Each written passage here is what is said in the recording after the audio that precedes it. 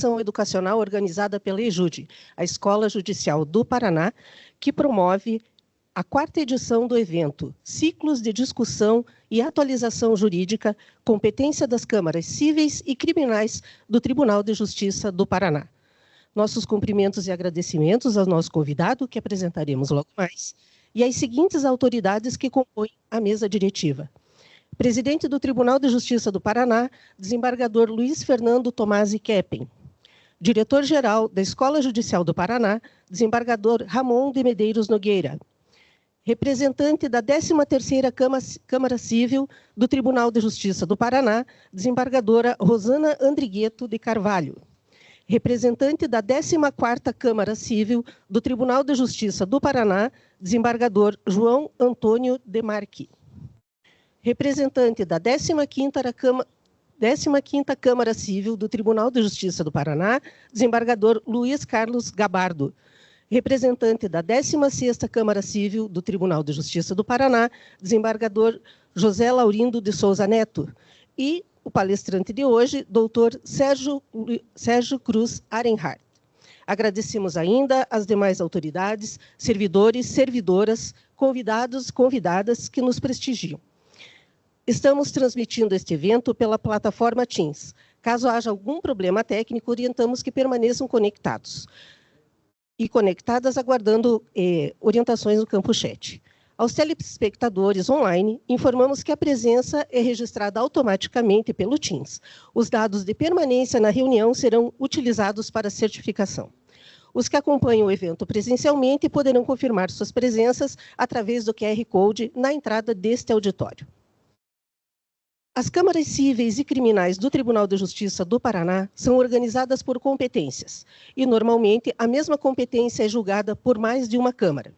Na busca da segurança jurídica e do compartilhamento de ideias para ampliar a compreensão sobre casos complexos, a Escola Judicial do Paraná organiza a 4ª edição do evento Ciclo de Atualização Jurídica, Competência das Câmaras Cíveis e Criminais do Tribunal de Justiça do Paraná, com o tema Processos Estruturais e Direito Bancário, e tem como objetivo atualização sobre as normas e entendimentos jurídicos mais recentes, abrindo espaço para o debate sobre alguns dos temas de interesse selecionados pelas câmaras cíveis e criminais. E para a abertura deste evento, passo a palavra ao anfitrião do mesmo, o diretor da Escola Geral da EJUD, desembargador Ramon de Medeiros Nogueira.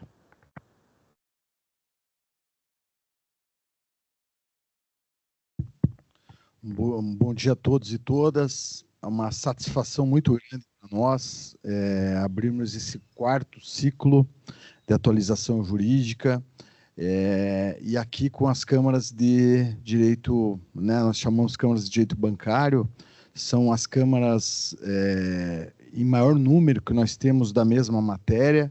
Então, tem aqui o nosso palestrante, meu amigo querido Sérgio Cruz Arenhardt.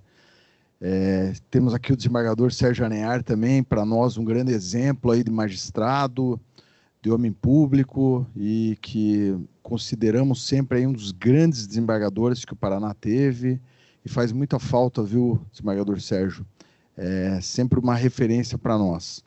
Tenho aqui ao meu lado o professor e o nosso ex-presidente, querido amigo também, José Laurindo de Souza Neto, representando a 16ª Câmara Civil. Aqui ao centro, presidente Luiz Fernando Tomasi Keppen, também representando a 16ª Câmara Civil, ele que lá permaneceu por tanto tempo. Tem aqui à minha direita também a desembargadora Rosana Andrigueto, também que está lá na 13ª Câmara Civil há bastante tempo e é uma referência para todos nós nessa área de direito bancário. Ainda o meu querido amigo Luiz Carlos Gabardo, não preciso falar, a história dele se confunde com a 15ª Câmara Civil. Ele e os componentes que lá se encontram estão há muitos anos naquela Câmara e, portanto, também tem uma sólida jurisprudência e ficamos muito felizes com a sua presença aqui, desembargador Gabardo, e o desembargador Demarque lá representando a 14ª Câmara Civil. Então, por isso até que a mesa aqui é um pouco estendida pelo número das câmaras. Vejo aqui também muitos amigos, né? Temos a participação, que eu sei, muito grande aí também, online. Vejo aqui o desembargador Aiton, o desembargador Camacho, o desembargador Jucimar, a desembargadora Luciane Bortoleto, desembargador Canela, desembargador Davi, estou vendo o Lucas lá, a desembargadora Cristiane Leite, Vânia Kramer, a Jurema, Fernanda. Então é uma alegria muito grande, a Vanessa, a Letícia. Às vezes eu esqueço de alguém, eu esqueço o nome aqui na hora, mas vocês me perdoem, não é por... Mas dizer que a gente sempre tem muita alegria de recebê-los aqui, e esses cursos têm sido muito relevantes, discussões muito boas. Então, nós tivemos o primeiro curso na matéria de licitações e improbidade administrativa, depois tivemos o curso de Direito de Família, e depois tivemos execuções fiscais, exatamente aquela nova diretriz do CNJ. Então, é com muita alegria que também eu, desde logo, passo aqui a palavra ao nosso presidente, que vai também dar o seu bom dia a todos. Muito obrigado, um bom e profícuo evento a todos. Bem, muito bom dia a todos e todas. Uma alegria para mim estar aqui participando desse quarto evento dos ciclos de discussão e atualização jurídica. Especializados, esses ciclos de discussão.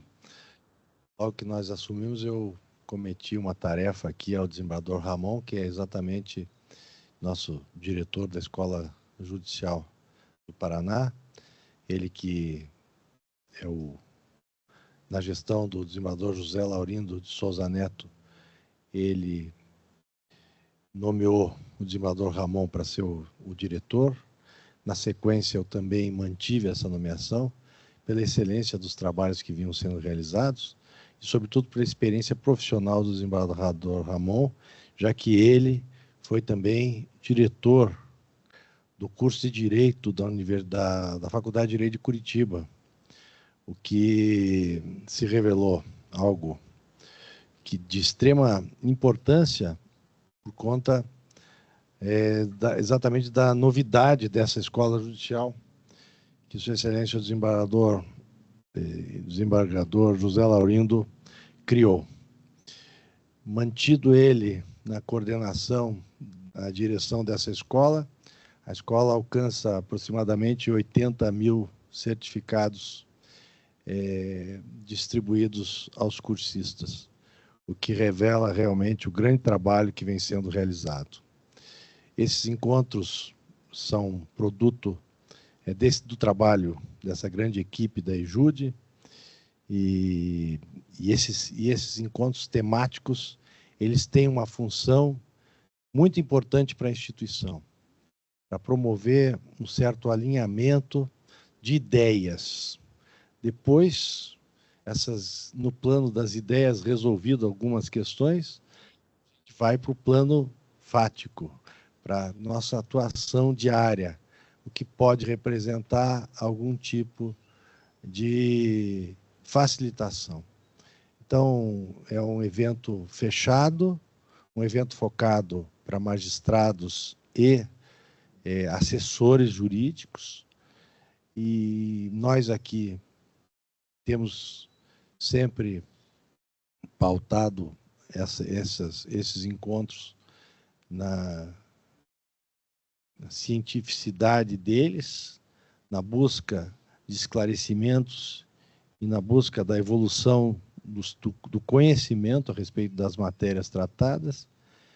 E, portanto, nada melhor que a gente ter hoje a presença do o Serginho aqui, que é o filho do nosso queridíssimo desembargador Arenharte, que deixou um legado aqui de bons serviços prestados à jurisdição paranaense e também brasileira. É para nós um motivo de muito orgulho termos seu filho hoje aqui falando, e eu quero, então, em nome em nome do desembargador Ramon, do desembargador Laurindo, do desembargador Gabardo, do desembargador Demarque, e muito especialmente da desembargadora Rosana Andrigueto de Carvalho, saudar a todos os presentes e desejar-lhes um profícuo evento. Muito obrigado a todos e todas.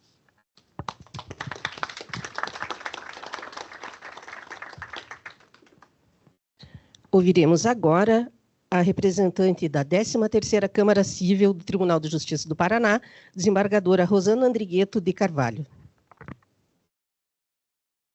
Muito obrigada. Eu, na realidade, não sabia o que me conceder a palavra, mas cumprimento o desembargador Ramon, Dr. Sérgio Cruz Arenhart, desembargador-presidente, José Laurindo, desembargador Luiz Fernando Tomasi Keppen, já cumprimentei, doutor Luiz Carlos Gabardo, do desembargador Demarque, todos os nossos colegas aqui presentes.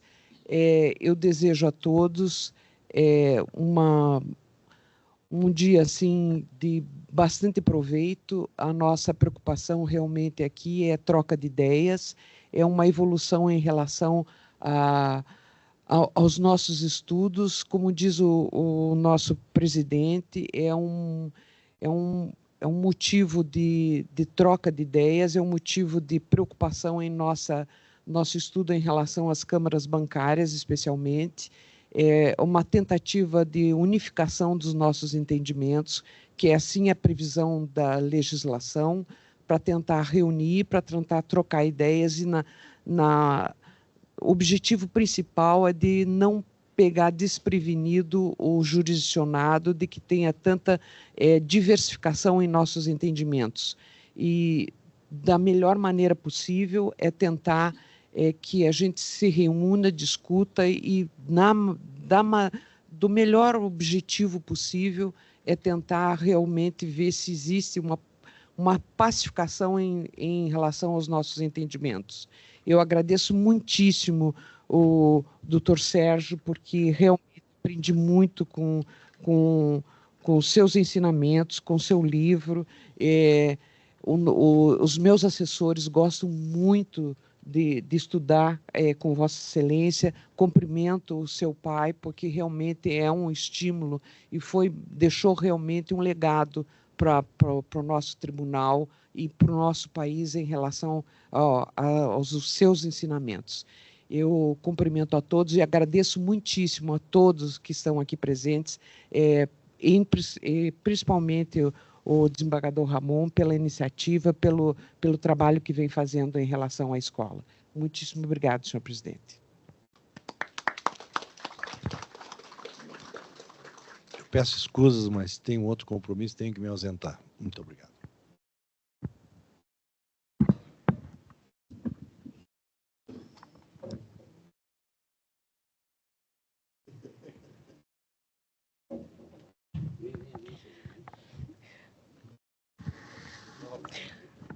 Passamos agora ao painel deste evento nomeado Processos Estruturais e Direito Bancário. E, ao final, deixaremos a palavra aberta para os demais componentes da mesa que tiverem interesse em se manifestar.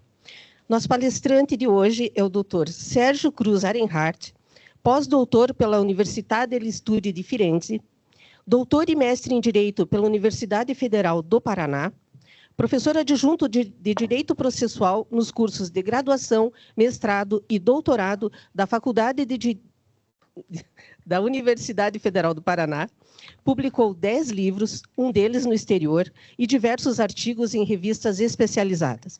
Foi o mais jovem juiz federal do Brasil e atualmente é procurador-geral da República na 4ª Região, tendo ingressado no Ministério Público Federal, mediante concurso nacional, aprovado em primeiro lugar. Doutor Sérgio, muito obrigado por ter aceitado o convite para participar desse evento de hoje. A casa e a palavra são suas. Muito obrigado.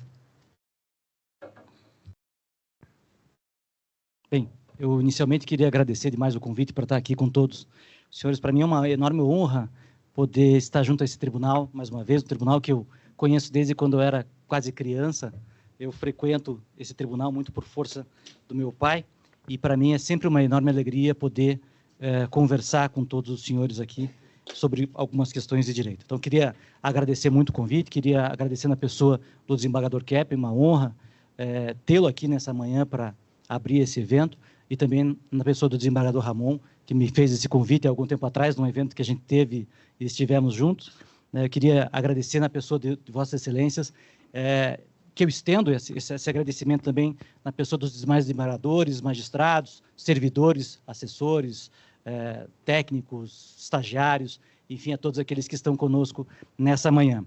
Queria também saudar especialmente meu pai, né, que veio aqui prestigiar esse momento. Para mim, isso é sempre um momento desafiador, né? Eu conheci direito pelo meu pai, e apresentar ideias de direito para meu pai não é alguma coisa fácil. Vocês, sem dúvida, se não sabem, um dia vão saber como isso é difícil. E ainda mais meu pai, que sempre foi um grande crítico daquilo que eu pensava, daquilo que eu escrevia. Então, as coisas não são exatamente fáceis como vocês podem imaginar. Mas, para mim, é uma enorme honra, uma imensa alegria estar com vocês aqui hoje para discutir algumas questões referentes ao processo civil e às ideias que a gente tem desenvolvido no campo do processo civil atual. Quando o desembargador Ramon me fez, eu imaginei que seria uma coisa bem pequenininha. Eu falei até há pouco para ele, vai ser no gabinete, é uma coisa assim, tipo um bate-papo, uma coisa informal. Eu não sabia que ia ter essa dimensão toda. Se eu soubesse, eu, sem dúvida nenhuma, teria recusado o convite, tinha fugido e me dado alguma desculpa. Mas, como agora que eu fiquei sabendo da extensão da coisa, eu vou tentar fazer com vocês, ou trazer para vocês, algumas ideias que talvez possam auxiliar especificamente nessa área, que é do direito bancário. Eu acho que talvez o processo estrutural, que é uma grande ideia, que é uma grande conquista, que tem angariado cada vez mais espaço na jurisdição brasileira, talvez não seja tão útil, ou não pareça ser tão útil, para essa área específica do direito bancário. Mas as ideias que surgiram a partir do desenvolvimento da teoria do processo estrutural, sem dúvida, vão ser muito úteis. Porque justamente se colocam diante daquilo que hoje muitos autores do processo civil moderno têm questionado a propósito da teoria clássica do processo civil. Acontece com muita frequência que nós aprendemos o processo civil de uma certa forma e atuamos o processo civil daquela forma, desde quando saímos da faculdade até quando a gente se aposenta. E os institutos do processo que a gente conhece também. A gente atua esses institutos do mesmo jeito hoje, como a gente aprendeu lá atrás, e como os professores da gente aprenderam lá no final do século XIX, com os autores que desenvolveram as teorias da ação, da jurisdição, da defesa e do processo. É assim que a gente estuda e conhece o processo civil, e é a partir dos institutos lidos por esses autores, que Ovenda, Carnelucci, Liebman, Calamandrei, Goldschmidt e tantos outros, que a gente atua o processo civil brasileiro atual. Só que a gente tem que perceber que esses autores escreveram numa época e para uma realidade, para uma sociedade, que não é essa sociedade que nós temos hoje. Eles não conheciam o processo eletrônico, eles não conheciam esses problemas bancários que os senhores vão enfrentar aqui, eles não sabiam que a sociedade ia se desenvolver da forma como se desenvolveu, que as relações internacionais seriam da maneira como são hoje em dia, eles não imaginavam que as relações coletivas iam ter uma ênfase tão grande, uma força tão grande no modelo atual, que as demandas repetitivas seriam alguma coisa tão frequente perante o judiciário. E apesar deles não entenderem essa realidade e não escreverem para essa realidade, nós continuamos, muitas vezes de forma acrítica, repetindo aquilo que eles trouxeram para a gente naquela época. E, em grande medida, é por causa disso que nós temos uma grande dificuldade em lidar com essa realidade atual. Porque a gente só conhece institutos que foram pensados para um momento liberal, individualista, do final do século XIX, e nós queremos utilizar essas técnicas, essa tecnologia, esses institutos, para lidar com alguma coisa que a gente enfrenta hoje em dia. Litigância predatória, litigância repetitiva, litigância de massa e todas essas questões que, sem dúvida, não eram problemas frequentes para aqueles autores que desenvolveram as teorias lá no começo do século anterior, do século XIX. Então, vejam, acho que é muito importante que a gente, em primeiro lugar, se coloque nessa condição de sair um pouquinho das ideias clássicas com as quais a gente convive, para tentar enxergar se essas realidades, se esses institutos continuam servindo para a gente hoje em dia, e se servem, em que medida servem, ou em que medida devem ser reinterpretados. É exatamente isso que fez a ideia, ou a teoria que desenvolveu, ou que desembocou naquilo que hoje a gente chama de processo estrutural. O processo estrutural não é uma realidade antiga, enquanto doutrina, enquanto teoria. A teoria do processo estrutural surge na década de 70, a partir de um diálogo entre dois autores de Harvard, Abram Chase e Lon Fuller, que estavam discutindo sobre como é que deve funcionar o processo civil americano na realidade deles, naquele momento, na década de 70. Fuller era um defensor da ideia de que o processo deve ser sempre um processo individualista e, portanto, o juiz deve ser um agente passivo, para que não possa se contaminar com a realidade das partes e para que não possa, eventualmente, aplicar seus vieses na solução da controvérsia. Esse outro autor, Abram Chase, outro autor também de Harvard, dizia, não, essa tua ideia é uma ideia que vale para o direito privado, mas não vale para o direito público.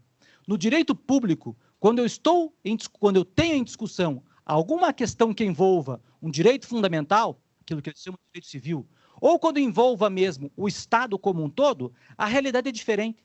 Porque eu não estou diante de um fenômeno em que eu tenho propriamente inimigos, sujeitos que estão em situações contrapostas. Nem sempre o Estado é inimigo da outra parte. Mas, às vezes, ele tem limitações que tornam inviável que eu possa ter certas soluções para algumas controvérsias. Então, esse autor dizia, há uma racionalidade diferente no processo que se desenvolve em relação ao direito público. E essa racionalidade diferente exige do juiz também uma postura diferente em relação ao processo. Vejam, em nenhum momento eles tocam no problema do chamado processo estrutural, nenhum deles emprega a expressão processo estrutural. Aliás, o texto desse autor, Abram Chase, é simplesmente o papel do juiz na litigância de direito público, porque é isso que ele está enfrentando.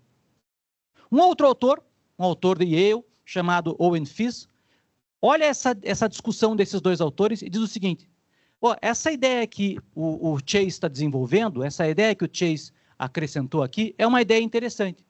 E mostra que, na realidade, muitas vezes, as realidades do direito material, sobretudo quando está envolvido algum interesse público ou quando está envolvido algum direito fundamental, exige essa outra postura do juiz, e essa outra postura do juiz exige não apenas combater o litígio como apresentado pelas partes. Exige também que o juiz possa encarar as raízes do problema, enfrentar o motivo daquele litígio. Porque esse motivo que gera o litígio de um certo sujeito é o mesmo motivo que leva ao litígio de outros tantos sujeitos. Esses casos de violação, normalmente, de direitos fundamentais, não são de direitos individuais únicos, lineares, clássicos, como a gente conhece. São direitos que se replicam de forma frequente. Né? E o exemplo mais importante, que é um exemplo também dado pelo próprio Chase, é o problema da discriminação. Quando há uma estrutura viciada que gera um processo discriminatório, a discriminação não se dá só com relação a um sujeito. Ela se dá com relação a todo um grupo. O grupo é afetado. E não adianta você resolver a consequência da discriminação. Por exemplo, determinar que a empresa reintegre a pessoa que foi despedida de forma discriminatória. Porque isso vai continuar acontecendo de outra maneira. Eu vou reempregar aquela pessoa, mas ela vai continuar sendo discriminada na empresa. É importante que você combata as raízes do problema. É importante que você olhe o foco do conflito, que não está na consequência, está na causa. Isso pode parecer uma bobagem para vocês agora aqui, mas percebam que isso é uma mudança radical na compreensão da controvérsia e da atividade jurisdicional. Porque nós aprendemos que a função do juiz é resolver a lide da maneira como ela é apresentada no processo. E eu apresento no processo a minha lide. Eu trago a minha pretensão. Eu trago a minha controvérsia com o réu. Mas na raiz dessa controvérsia pode haver uma causa que gera outras N controvérsias também. Só que isso implica uma alteração radical em conceitos como ação, defesa e a própria ideia de relação processual. E por isso é que esse outro autor, Owen Fiss, desenvolve, então, a ideia, e ele é o primeiro que chama assim, do chamado processo estrutural. Um processo que se volta a reapreciar, a reestruturar uma estrutura deficiente, uma estrutura que implica violações sistemáticas a direitos. Aí está a raiz do problema. Eu não sei se dá para usar ali.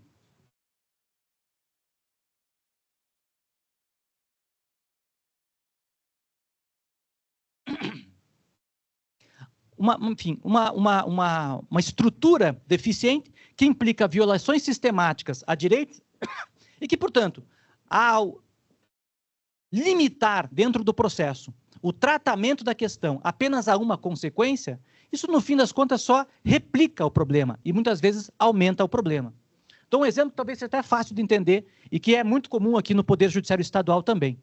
Demandas por medicamento. Uma demanda por medicamento, daquilo que nós conhecemos, é o quê? É uma demanda de um indivíduo que pede um medicamento contra o Estado que não quer conceder o medicamento. Como é que a magistratura lida com esse caso? Da maneira clássica. Você pede o medicamento, eu vou examinar se você tem direito ou não ao medicamento. Se você tiver, eu defiro a ordem e o Estado vai pagar pelo medicamento. Pouco me importa saber se o dinheiro que vai ser empregado para pagar o teu medicamento vai sair de um orçamento que talvez fosse ser empregado de outra maneira, numa atitude preventiva da saúde, num outro tipo de doença, num outro tipo de conduta ou de política pública, não importa. O que me importa é avaliar a tua pretensão à luz da resistência do réu. Essa situação criada pelo processo, o processo, como se diz, dizia Calamandrei há muito tempo atrás, o processo não se importa com a lide que está colocada no âmbito social. O processo se importa com a lide que está colocada no processo, com a pretensão que o autor exerce e com a resposta que o réu dá. É isso que importa para a relação processual.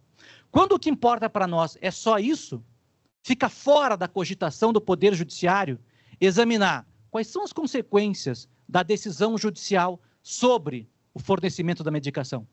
E isso tem levado ao quê? Tem levado àquilo que todos nós conhecemos muito bem, que é as situações em que municípios têm comprometido todo o seu orçamento de saúde com o cumprimento de ordem judicial. Não tem condições mais de realizar políticas públicas, não tem mais condições de alocar recursos públicos em outros fins, porque todo o dinheiro que possuem está destinado a atender a decisões judiciais. E o problema continua aumentando. Por quê? Porque, à medida em que eu sei que o Poder Judiciário responde positivamente a uma demanda como essa, quem é que identifica esse tipo de causa em primeiro lugar? Não é a pessoa mais pobre. É a pessoa que tem um mínimo de conhecimento para contratar um advogado, para que o advogado também, que tem um mínimo de conhecimento, saiba, aqui há um nicho de demandas capaz de atender a um certo grupo. Então, nós fazemos o quê? Nós replicamos um problema que já existe, aumentando ainda mais o problema da falta de tutela adequada para a pessoa menos favorecida, para a pessoa mais pobre. Né? Nós aumentamos cada vez mais o problema em termos de saúde pública, nós aumentamos cada vez mais a quantidade de demandas perante o Poder Judiciário de forma individualizada. E o problema em si nunca é resolvido. Então, esse é o tipo de pergunta que foi feito por FIS lá atrás e que deu origem à ideia do processo estrutural. E daí ele pensou, bom, se isso é um problema da nossa realidade, então nós precisamos enxergar um outro tipo de processo capaz de lidar com essa realidade. E foi aí, então, que ele começa a conceber as ideias e os institutos que vão lidar com o chamado processo estrutural. Então, a primeira conclusão, a primeira constatação que é fundamental para cá, é a percepção de que o processo estrutural...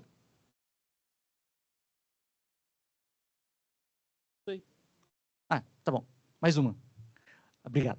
O processo estrutural, ele, na verdade, atende àquilo que todos nós desejaríamos que acontecesse com relação ao direito processual.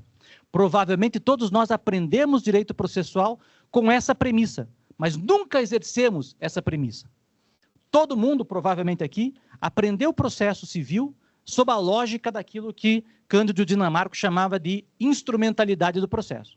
O processo é um instrumento de solução da controvérsia e, portanto, ele deve estar adequado à tutela e à resposta para aquela situação de direito material específica.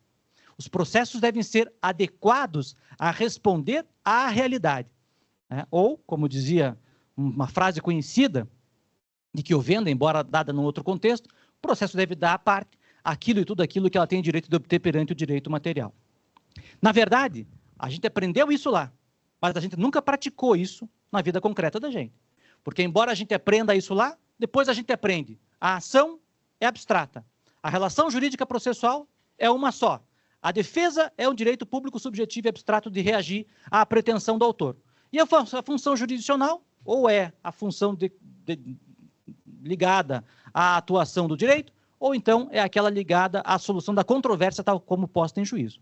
E o processo, de qualquer forma, em termos de procedimento, é o mesmo para todo mundo. É o que a gente aprendeu na faculdade. A defesa é a mesma, a petição inicial é a mesma, a prova é a mesma, a sentença é a mesma, o recurso é o mesmo, coisa julgada, é tudo a mesma coisa. Então, no fim das contas, a gente olhou ou tangenciou o verdadeiro problema, mas nunca conseguiu extrair daí as consequências necessárias. E é isso que é importante para cá. FIS mostra como é importante a gente olhar para a realidade e construir um processo a partir da realidade. E não o contrário.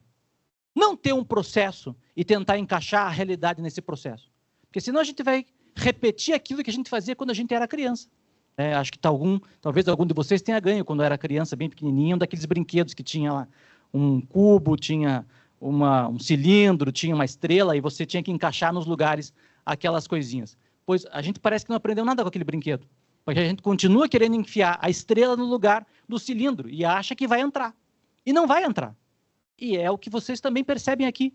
Se há um excesso de demanda na matéria bancária, é porque alguma coisa não funciona de forma adequada no campo da jurisdição prestada, nesse ambiente.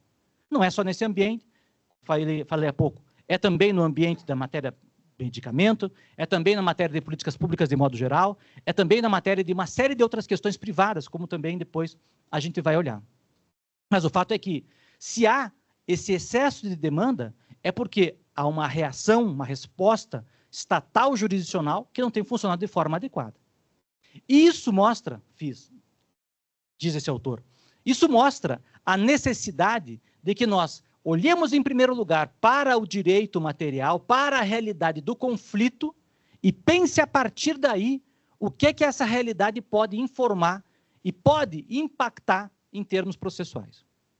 Ele, então, está pensando especificamente aí nas controvérsias estruturais de direito público, aquelas que envolvem, então, políticas públicas mesmo, né? Ele diz, há basicamente algumas características que já haviam sido identificadas pelo Abraham Chase anteriormente, há algumas características que são frequentes nos conflitos que estão envolvidos nesse tipo de demanda.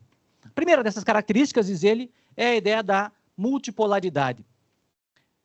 Quando nós aprendemos processo civil, a gente aprendeu que todo conflito é linear. Todo conflito se dá entre um polo que demanda e um polo que resiste a uma pretensão. E por mais que ele não funcione assim, nós precisamos encaixar todo mundo dentro dessa categoria. Nós não sabemos, o processo civil brasileiro não sabe, lidar com situações que envolvam mais do que dois polos.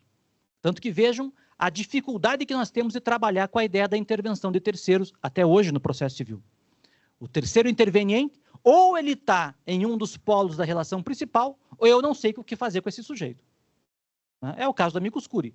Como o amicus curiae não está em nenhum polo, eu não sei onde é que eu enfio esse cara. Eu não sei quais são os poderes que ele tem, eu não sei quais são os deveres que ele tem, eu não sei direito como é que eu encaixo essa pessoa, eu não sei direito se ele é um terceiro, se ele é parte, o que ele é, porque ele simplesmente sai fora daquilo que a gente conhece em termos de estrutura processual tradicional. Todos os demais terceiros intervenientes não são tratados pelo processo como terceiros, porque ou eles são alocados no polo autor, ou eles são alocados no polo réu. Eles podem não sofrer coisa julgada, como é o caso do assistente, mas eu preciso tratar esse sujeito ou como alguém que é agregado ao polo autor, ou como alguém que é agregado ao polo réu. Vejam a dificuldade que o processo civil tem de lidar com processos que são, de fato, multipolares e que são conhecidos, como é o caso da recuperação judicial, como é o caso da falência, como é o caso do processo contra devedor insolvente, que nós temos ainda hoje do Código de Processo Civil anterior. Porque a gente não sabe lidar com fenômenos que são multifacetados, com interesses que são vários dentro de uma única relação processual. Pois bem, dizem esses autores, aqui eu tenho isso. Não dá para colocar todo mundo ou no polo autor ou no polo réu.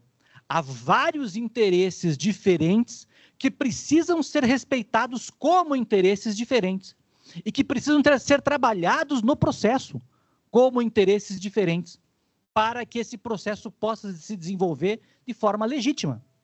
Lembrando que o contraditório não é apenas uma garantia de defesa, é uma garantia de legitimação da decisão jurisdicional. Aliás, para muitos autores, o que transforma o processo civil, o processo, de modo geral, em algo diferente da atividade prestada pelas outras estruturas, legislativa e administrativa, é exatamente o contraditório. O legislador pode criar uma lei sem ouvir ninguém. O administrador, muitas vezes, pode atuar sem ouvir ninguém. O juiz não pode decidir sem ouvir ninguém. Ele é obrigado, por determinação constitucional, ele é obrigado a, para que possa proferir uma decisão, ouvir aqueles sujeitos que são envolvidos e que podem ser atingidos pela sua decisão. Isso significa dizer que, para que um processo estrutural possa existir, se ele tem essa característica, se ele vai enfrentar uma realidade que tem essa característica de multipolaridade, vários polos diferentes, de vários sujeitos que têm também interesses próprios que não podem ser unificados em um único complexo, em um único grupo, eu preciso repensar a maneira pela qual funciona a participação dentro do processo.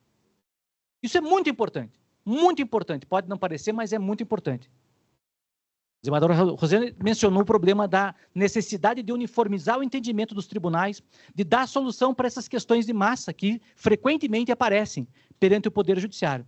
E nós temos isso, nós temos instrumentos previstos para esse fim, nós temos os tais precedentes brasileiros, e eu vou examinar isso daqui a pouco. Só que percebam um problema daquilo que foi previsto no modelo brasileiro de formação de precedentes. Ele simplesmente deixa de lado, ele desconsidera a importância do interessado na formação e no prosseguimento da implantação de um precedente. Porque simplesmente algumas técnicas de formação de precedente, como são, por exemplo, o IAC, o incidente de assunção de competência, ou como é, por exemplo, o recurso repetitivo, não tem previsão de participação de terceiros. Participam as partes do processo, participam aqueles de onde eu extraio a tese que vai ser depois fixada, mas são só eles que vão participar. Todos os outros estão alijados do processo de formação da decisão vinculante, embora estejam sujeitos a essa decisão vinculante. Isso é muito sério. Pode não parecer importante, mas isso é muito sério. É muito sério para o jurisdicionado, mas também é muito sério para o próprio Poder Judiciário.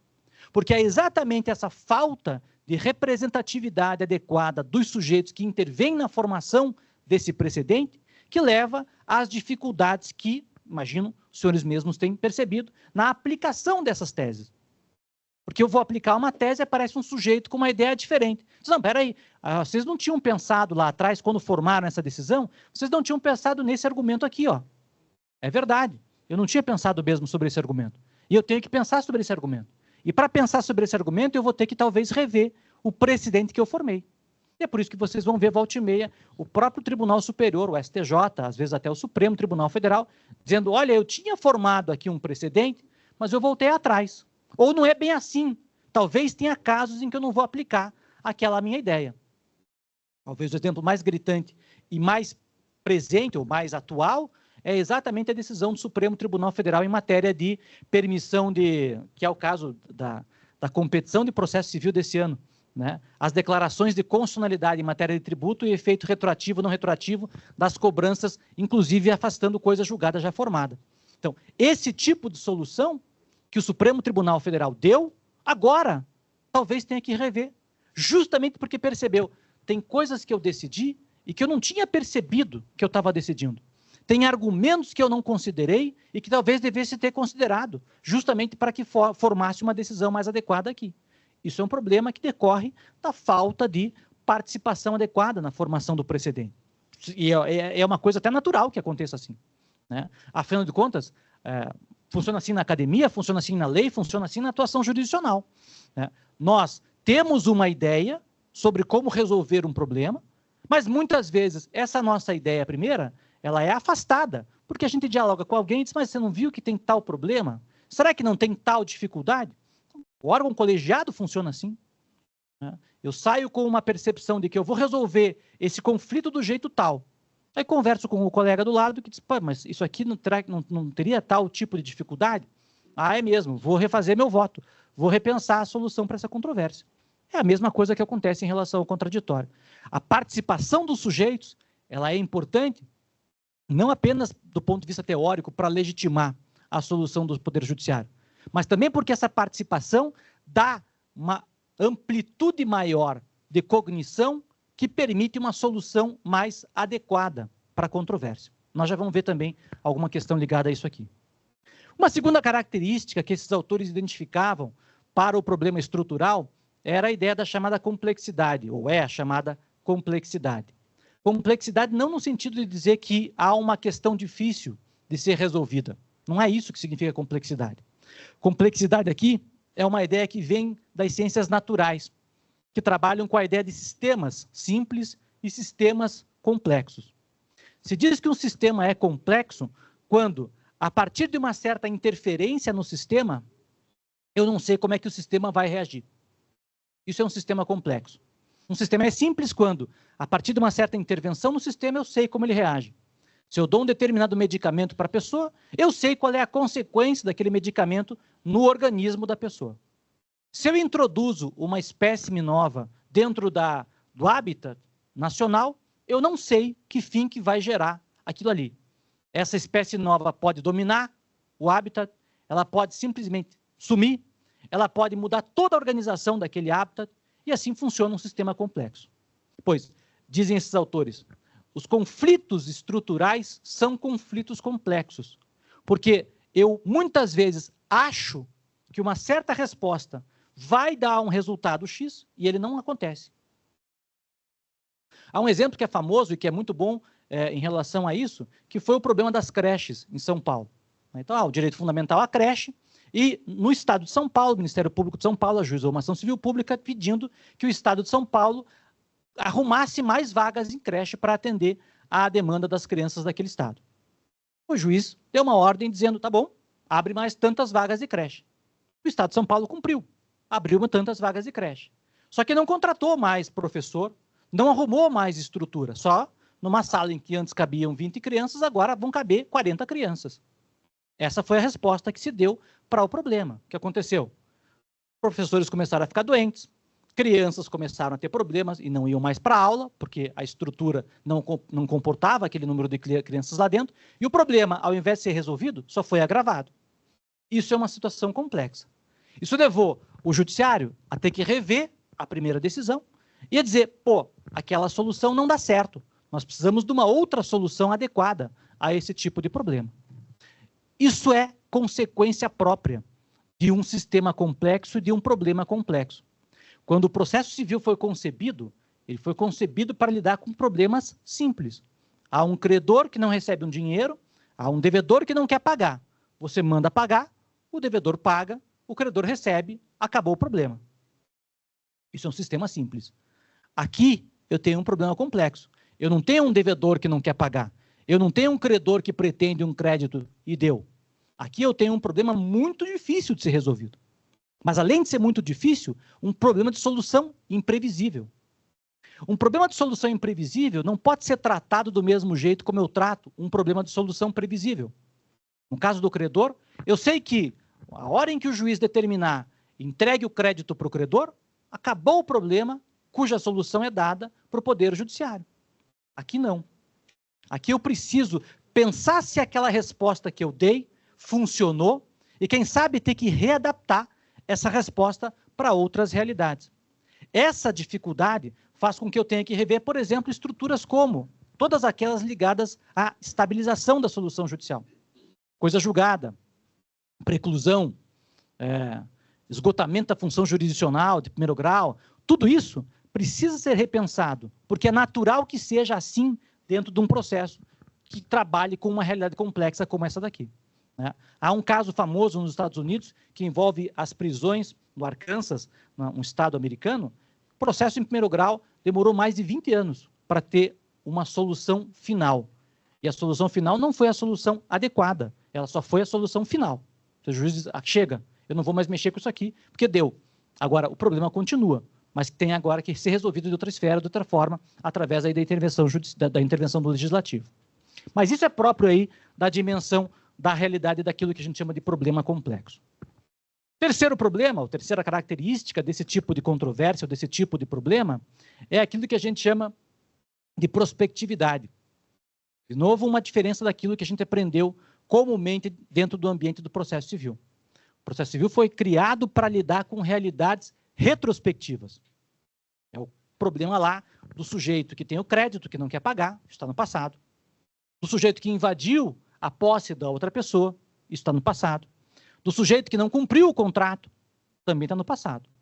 O processo civil foi lidado para lidar com aquilo que já aconteceu.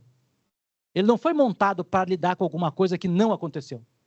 Mas aqui, eu tenho normalmente situações que não são retrospectivas, são prospectivas. Se eu enfrento um problema de discriminação racial, eu não quero que as coisas voltem a ser como antes, porque antes elas eram piores até. Eu quero que elas mudem para o futuro. Eu quero que o futuro seja melhor do que aquilo que eu tenho hoje. Portanto, é um processo que não olha para o passado, é um processo que olha para o futuro. E isso implica toda uma dinâmica diferente, em termos de prova, em termos de atuação jurisdicional, em termos de função e formação do magistrado, e em termos de todas as técnicas ligadas, por exemplo, à própria execução da decisão judicial. Tudo isso tem que ser repensado, porque tudo isso é necessário para que eu possa atender a essa realidade aqui, né? E, por fim, talvez a característica mais importante do processo estrutural é essa ideia de que o processo estrutural está atrelado a uma intervenção dentro de uma estrutura deficitária, dentro de uma estrutura que gera violações sistemáticas a direitos ou estados de conformidade, de desconformidade, como a gente vai ver daqui a pouquinho. Quer dizer, há uma situação que gera múltiplas violações a direito e não adianta atacar a consequência daquele problema.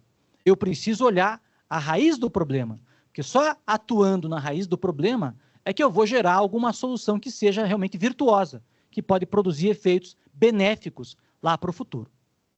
Essas características do conflito, do problema, precisam repercutir no processo para que eu possa pensar em um processo adequado a lidar com essas realidades.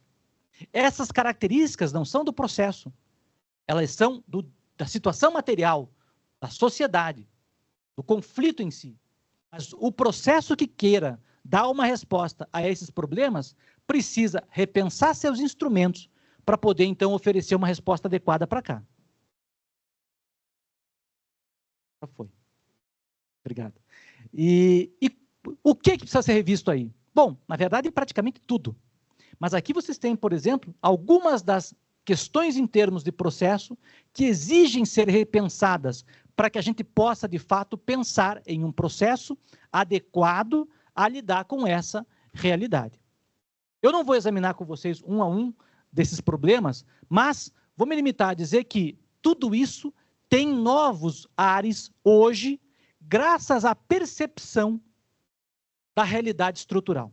E acho que para quem lida com direito bancário, o que é mais importante daqui nem é exatamente esse problema aí, ou esse curso da realidade dos processos estruturais e do diálogo que supõe para a implementação de políticas públicas ou de direitos fundamentais. O que é mais importante aqui, para quem trabalha com direito bancário, é perceber que, para quem pensa um processo atual, para quem pensa um processo destinado a alterar uma realidade defeituosa, é necessário, em primeiro lugar, identificar na realidade material onde é que estão os problemas e adequar o processo para lidar com essas realidades. Isso vale para o processo estrutural, mas vale para o processo de modo geral. Isso tanto é verdade que, no Brasil, o tema do processo estrutural começou basicamente, ou grosso modo, em 2013. Faz pouco mais de 10 anos que nós temos implementado ou tratado de problemas estruturais dentro do direito brasileiro. Porém, desde 2013 até hoje, a doutrina processual brasileira, não apenas aquela ligada ao processo estrutural, a doutrina processual brasileira passou por uma revolução enorme. Hoje se rediscute participação em processo. A solução do juiz, hoje, por exemplo, nós temos livros escritos falando da chamada jurisdição sem decisão.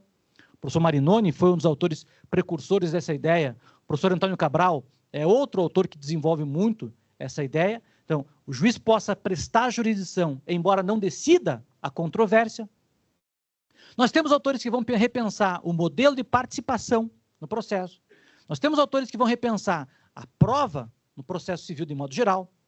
Vão repensar a estabilidade das soluções dadas perante o Poder Judiciário, tudo porque perceberam que, se há algum problema em que eu preciso rever esses conceitos, quem sabe haja também outros problemas em que esses conceitos podem e devem ser revistos. Então, talvez para vocês não seja tão importante assim pensar o processo estrutural, mas é importante sim perceber como isso gerou para o processo civil uma verdadeira revolução.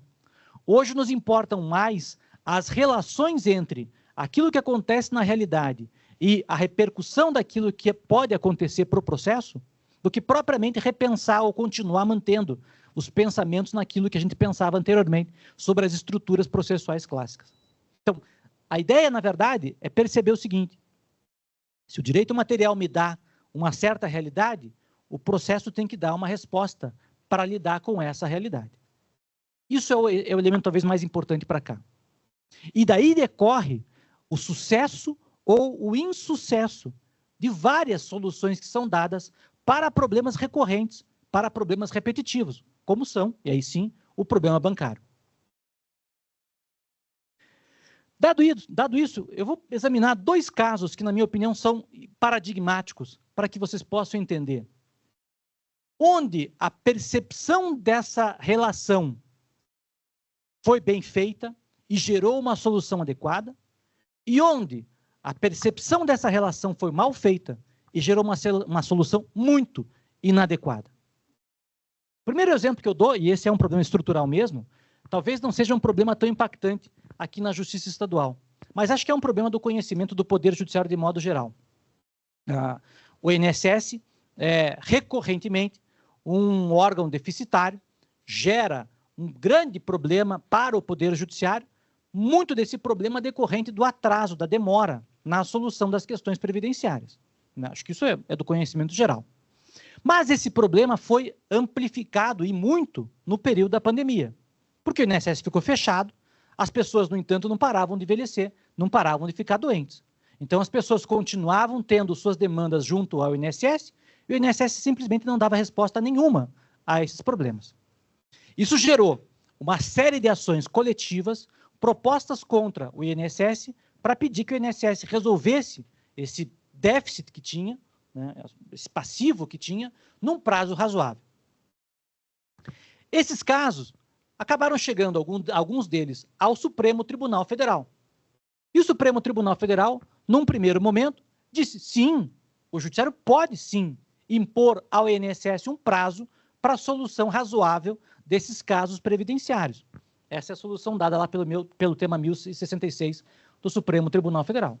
Mas quando essas ações coletivas chegaram ao Supremo Tribunal Federal e, portanto, em tese, teriam aplicada a mesma solução do tema 1066, o que aconteceu? O Procurador-Geral da República, junto com o Advogado-Geral da União, junto com representantes do INSS e do Poder Público de modo geral, fizeram um acordo e submeteram esse acordo ao Supremo Tribunal Federal, que colocava algumas formas de solução para o problema. Primeiro, a gente ia estabelecer um prazo para que o INSS desse resposta a essas questões que estavam pendentes de análise perante a autarquia previdenciária. O processo que estava pendente de análise do Supremo ia ser extinto, e aí então havia a criação de um órgão de fiscalização e, em tese, se resolveria todo o problema desse passivo existente junto ao INSS. O acordo parecia um acordo muito bom, né? Se dava um prazo de moratória para o INSS de 6 meses para ele se reorganizar, e depois se dava prazos relativamente curtos para ele examinar as questões previdenciárias que estavam pendentes de exame perante o Supremo, perante o INSS, perdão. Qual é a consequência disso? Qual foi a consequência disso? Nenhuma. Né? Aqui são alguns recortes de jornal, mas basicamente o problema só se agravou, só piorou. Não houve nenhuma melhora. Mas para piorar o problema não é só esse. O problema não é só que o jurisdicionado continua tendo uma demora na solução das suas questões junto ao INSS. O problema para nós da área federal, da Justiça Federal, é que há uma chuva que não termina nunca de mandados de segurança individuais em que o segurado pede uma ordem contra o INSS para que o INSS decida de uma vez o seu caso. Isso gerou, perante o Poder Judiciário Federal, outras tantas reações, como, por exemplo, como havia juízes que davam um prazo de 30 dias para que o INSS resolvesse o caso, outros de 60, outros de 90, outros não davam prazo nenhum, julgavam improcedente o mandado de segurança, houve a necessidade de uma certa uniformização de entendimento, porque também isso gerava um certo fórum shopping. Se eu sabia que o juiz de Curitiba dava 30 dias e que o de Londrina dava 60, eu vinha impetrar o mandado de segurança aqui. Se eu sabia que era lá o juiz não sei de onde, que dava 90, eu fugia de lá. Então, esse tipo de comportamento acabou gerando uma enxurrada de demandas perante o judiciário individuais que não acabou até hoje, que sobem para o tribunal por remessa necessária, porque não há controvérsia do INSS. O INSS não está nem aí. O INSS só quer saber que eu vou cumprir as ordens na medida em que elas vão chegando. Então, a minha ordem do INSS de análise de benefícios previdenciários hoje é dada pelo Poder Judiciário. Se o juiz A me mandou examinar esse pedido previdenciário hoje, eu examino hoje. Se o juiz B mandou examinar em uma semana, esse vai ficar em segundo lugar. Se o D mandou examinar em um mês, esse vai ficar em terceiro lugar. E assim eu crio minha fila. E todo mundo fica feliz, menos o jurisdicionado. Quem mais fica feliz, inclusive, é o advogado, que já ganhou um nicho da advocacia que não existia. É ele, no fim das contas, quem está ganhando alguma coisa com essa demanda de massa aí. Isso gera um problema para o jurisdicionado gigantesco, gera um problema para o Poder Judiciário e para o próprio INSS, porque, afinal de contas, o INSS não pode examinar as questões e criar um modelo racional de solução da controvérsia, que ele tem que atender a todas essas demandas existentes perante o Poder Judiciário. Por que esse problema, então, não se resolveu? Por que esse acordo que foi firmado junto ao Supremo Tribunal Federal não funcionou? Onde é que está o defeito aí? Para mim, o defeito é óbvio. É a falta de participação. É a falta de representação adequada dos sujeitos que atuaram nesse caso. Por quê? Exatamente. Faltou combinar com os russos. Faltou combinar com o jurisdicionado. E quem foi que participou do acordo? Quem participou do acordo foram só os órgãos públicos. Como se só os órgãos públicos soubessem o que é importante ou não para o segurado. Eu não sei o que o aposentado está precisando ou não. Eu não sei o que o sujeito que precisa de uma pensão está precisando ou não. E eu não perguntei para ele também.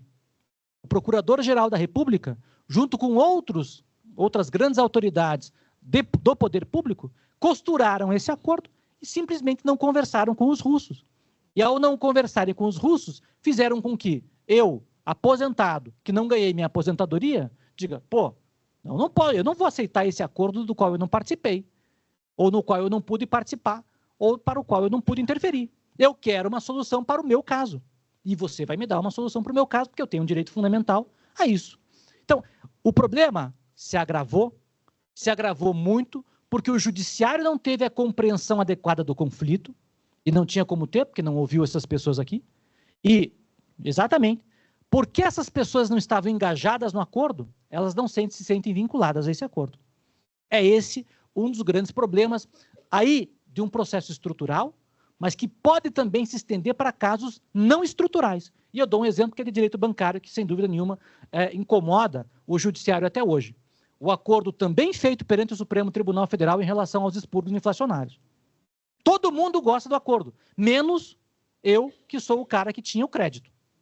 Porque aquilo ali é uma baita de uma sujeira que fizeram com a pessoa que ou engole um desconto no seu crédito ou não vai receber nunca. Isso é o pior tipo de coação que pode existir, mas que, para o Supremo Tribunal Federal, foi um mecanismo super legítimo de solução da controvérsia. Não se resolveu nenhuma controvérsia, se aumentou a controvérsia, se criou, sem dúvida nenhuma, um desprestígio e uma solução ilegítima do Poder Judiciário, mas, para o banco, isso foi uma ótima solução, e para o Supremo Tribunal Federal, de certa maneira, também isso foi uma ótima solução.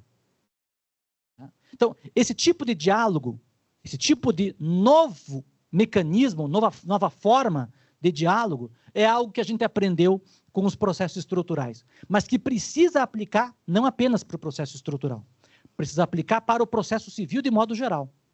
Esse, aliás, é um outro texto desse mesmo autor, chamado Owen Fiss. Fiss tem um artigo chamado Contra o Acordo. Esse texto do cara, ele é, na minha opinião, um dos textos mais interessantes que ele já escreveu até hoje, e é um texto em que, basicamente, ele diz o seguinte: o judiciário não pode mais ser um agente passivo num acordo. Porque é preciso que o judiciário tenha, em primeiro lugar, um comprometimento com o acordo que ele homologa, e, em segundo lugar, um conhecimento para entender se aquele acordo que ele vai homologar é um acordo adequado ou não ao problema que foi apresentado perante ele. E é justamente aí que entra o segundo exemplo que eu trago para vocês. Esse é um exemplo do TRF da 4ª Região, o tribunal ao qual eu sou vinculado. Nós temos muito problema, obviamente, ligados ao programa Minha Casa Minha Vida, e esses problemas acabam gerando, muito ligados à questão de vícios de construção, isso também gera um volume grande de demandas perante o Poder Judiciário. E esses casos eram tratados tradicionalmente da maneira como a gente sempre trata esse tipo de problema, de forma individual.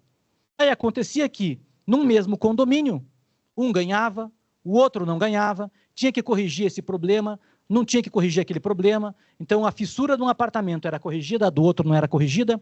Às vezes, como eu não tinha a dimensão do todo, eu dizia que o problema era só da minha unidade, e, portanto, eu não enxergava o problema como um todo, gerava uma solução muito ruim. O que foi que o tribunal, o TRF da 4ª Região, fez? A primeira coisa que ele fez foi criar uma cartilha. Essa portaria conjunta do TRF da 4ª Região, na verdade, é uma cartilha de enfrentamento dos problemas ligados aos vícios construtivos do programa Minha Casa Minha Vida. Uma cartilha que orienta o trabalho dos magistrados de primeiro grau. Para dizer, olha, quando você estiver diante de um problema como esse, observe esse tipo de procedimento, porque quem sabe isso te dê uma resposta melhor do que aquela que te dá o processo tradicional. E o que envolve essa resposta melhor? Então, em primeiro lugar, vejam só algumas das ideias que estão presentes ali nessa cartilha. Ao invés de tratar tudo de forma pulverizada, concentra o tratamento em algum caso paradigma. Então, escolhe lá, é o condomínio A, pega um caso do condomínio A e resolve o caso do condomínio A naquele processo ali, para todos os sujeitos envolvidos naquele condomínio. Evita dispersar a solução, porque quem dispersa a solução dispersa energia, evidentemente, mas dispersa prova, custo processual e otimiza ou facilita soluções díspares para um problema igual. Então, escolhe um caso só, mas permite que todos possam participar daquele tipo de caso. Participação adequada de todos os sujeitos envolvidos. Claro que aqui eu posso permitir a participação individual, porque eu estou falando de condomínios. É algo razoavelmente limitado, que pode permitir que as pessoas venham intervir de forma individual. É diferente de um problema bancário, em que eu tenho milhares de consumidores que têm seus direitos violados e que não dá para permitir, vamos escolher um processo e botar todo mundo que é cliente do banco X aqui dentro. Não vai dar certo, né? Mas há outras técnicas de participação pensadas para esses casos em que há um volume muito grande de sujeitos, né? Aí se trabalha com a ideia daquilo que a gente chama de representatividade adequada, e que é uma das soluções talvez mais importantes que o processo civil moderno tem gestado para esses casos de macrolides, como a gente chama. Então, escolhe ali essas questões em um caso só, né, e ali você vai determinar ou vai dar o andamento para toda a solução da controvérsia como um todo. Há um importante dado que é, em primeiro lugar, você faz ou otimiza as provas através de técnicas que não são as tradicionais. Normalmente, a gente faria isso aqui por meio de prova técnica pericial clássica, que é cara, é demorada e que muitas vezes é incompatível com o tipo de vício que a pessoa pede no seu próprio processo. Isso gera, de certa forma, uma inibição para que a pessoa possa demandar em juízo. E também uma falta de capacidade do judiciário de entender o problema como um todo. Então, outros meios de prova, quem sabe, a gente possa utilizar dentro desse processo. Inclusive, aí se fala da prova por amostragem, algo que a gente não conhece, a doutrina tem desenvolvido também essa ideia, e para cá, particularmente, é muito interessante. Para cá, e eu diria, talvez pelo problema bancário também. Além disso, antes de você tentar fazer acordo entre as partes do processo, a primeira coisa indispensável é você, Poder Judiciário, ter uma informação adequada da extensão do problema para poder organizar e poder estimular esse acordo. O juiz não é um sujeito apático ao acordo. O juiz é um sujeito muito importante para um acordo adequado. E para isso ele tem que, em primeiro lugar, entender o problema de ambas as partes envolvidas no conflito. Então, por isso que essa cartilha pediu que o judiciário fizesse reuniões separadas com as partes do processo. Caixa Econômica, o que é que você pode fazer aqui? Agente construtivo, até onde você pode ir? Consumidores, até onde vocês precisam? O que é que vocês precisam exatamente para que a gente possa resolver essas questões? Para que o juiz pudesse ter uma dimensão do todo. E só depois disso é que então você pudesse ou fosse partir para essa etapa conciliatória. Porque daí você tem uma solução informada que pode resolver melhor o problema como um todo. Porque se as partes são colocadas para negociar, o que vai acontecer é aquilo que a gente vê todo dia, que também vê na questão bancária. Eu digo que eu posso menos do que posso, você pede mais do que pode, do que deveria pedir. Né? E aí a gente fica numa situação em que nunca sai um acordo adequado, ou sai um acordo adequado ou não sai acordo nenhum. E aí, então, o judiciário é obrigado a resolver aquele tipo de controvérsia. Então, veja, essa é uma solução que tem dado muito resultado positivo. Nós tínhamos muitas demandas envolvendo vários condomínios patrocinados pelo Minha Casa Minha Vida, perante o Judiciário Federal. Hoje, há uma redução drástica no volume desses casos. É até interessante, se vocês tiverem interesse, o próprio site do TRF tem uma lista com os casos em que já houve solução para os problemas e os casos que ainda estão pendentes de análise e de solução para esse tipo de controvérsia. Só para mostrar como esse tipo de abordagem pode resolver e pode auxiliar na solução desse tipo de matéria. E, de qualquer forma, para perceber o seguinte, cada caso é um caso. A solução de um caso pode não funcionar para um outro caso. A solução que envolve essa situação aqui, talvez não sirva para um outro tipo de problema, talvez não sirva para o problema que vocês têm aqui. Mas essa criatividade dada pelo tribunal à solução desse tipo de problema, completamente heterodoxo, se a gente for olhar para o Código de Processo Civil, é um enfrentamento adequado de uma litigância de massa que vinha incomodando muito o Poder Judiciário Federal. Essas soluções que são dadas para os problemas estruturais de ordem pública, que trabalham aí com direitos fundamentais e tal, elas não servem só para questões que envolvam direitos fundamentais e, em particular, envolvam direitos fundamentais contra órgãos públicos. Na verdade, há também, e hoje isso é cada vez mais estudado, há também uma ampla possibilidade de emprego de soluções estruturais envolvendo relações privadas. O caso mais eloquente, sem dúvida nenhuma, aí é o problema do direito concorrencial. Né? Então, muitas vezes eu tenho uma empresa que abusa seu poder econômico ou um grupo de empresas que abusa do seu poder econômico e o processo tradicional sempre teve muita dificuldade de lidar com esses casos. Mas é possível pensar na aplicação dessas técnicas para N outras situações.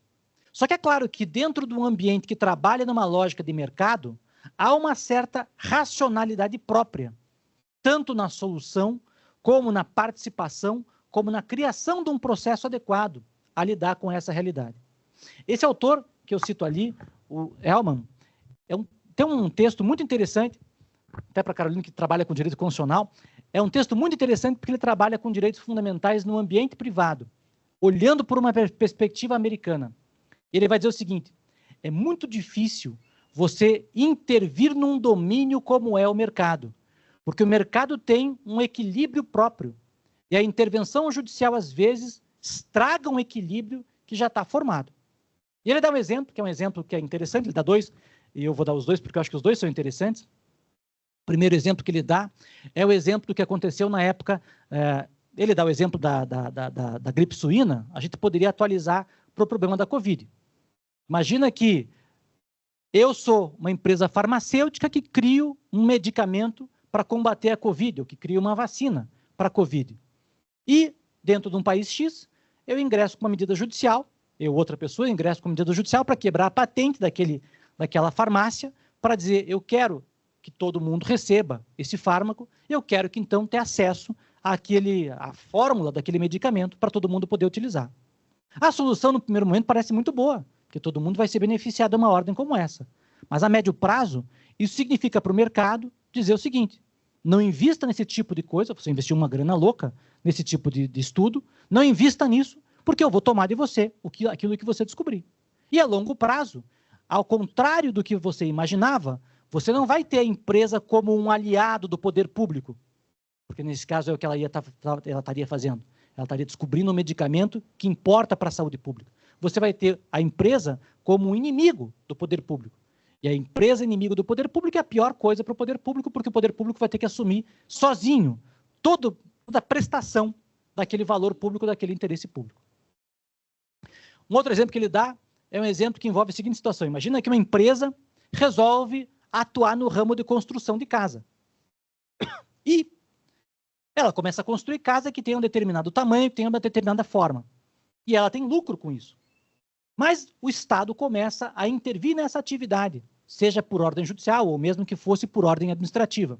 E começa a dizer, eu quero que essa casa tua tenha que ter no mínimo tanto de metragem, tem que ter no mínimo tantos banheiros, tem que ter no mínimo isso, tem que ter no mínimo aquilo.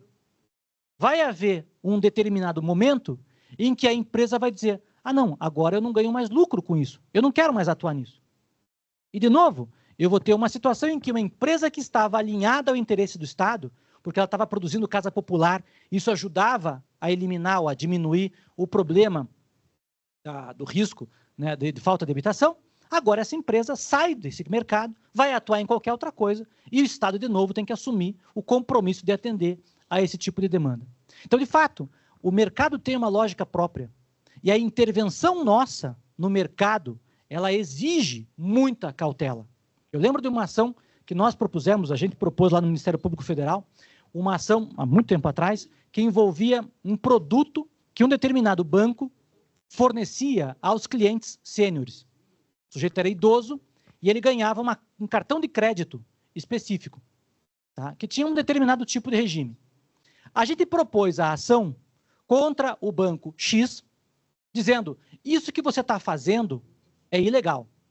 É ilegal porque você exige do idoso, você desconta do benefício do idoso a parcela mínima, mas não desconta todo o valor do débito da fatura. E isso tem gerado uma acumulação da dívida que depois o cara não consegue pagar. Só que a gente propôs isso só contra o banco A. Depois a gente percebeu que o banco B, o C e o D também faziam a mesma coisa. Quando eu dou, ou quando o juiz nos deu uma ordem dizendo, banco, pare de fornecer esse tipo de cartão para os clientes, eu criei um desequilíbrio de mercado. Porque no outro processo que não tinha nem sido começado ainda, não houve ordem igual. Então o banco A não podia comercializar aquele produto, mas o B, o C, o D continuavam podendo. E assim acontece com várias ações coletivas que a gente vê hoje em dia em matéria, por exemplo, de direito bancário. Se eu não tenho condições de estabelecer uma ordem que seja uniforme para todos, eu posso estar criando um problema pior do que o que eu tinha antes, porque eu gero um desequilíbrio em que algum banco vai ser prejudicado em detrimento de um outro banco que vai ser favorecido com isso. Os outros bancos vão adorar esse tipo de coisa. Hoje, no Ministério Público, nós temos muita cautela, pelo menos lá onde eu trabalho, muita cautela com esse tipo de demanda, exatamente porque os problemas decorrentes disso são, às vezes, muito piores do que deixar a coisa do jeito que está.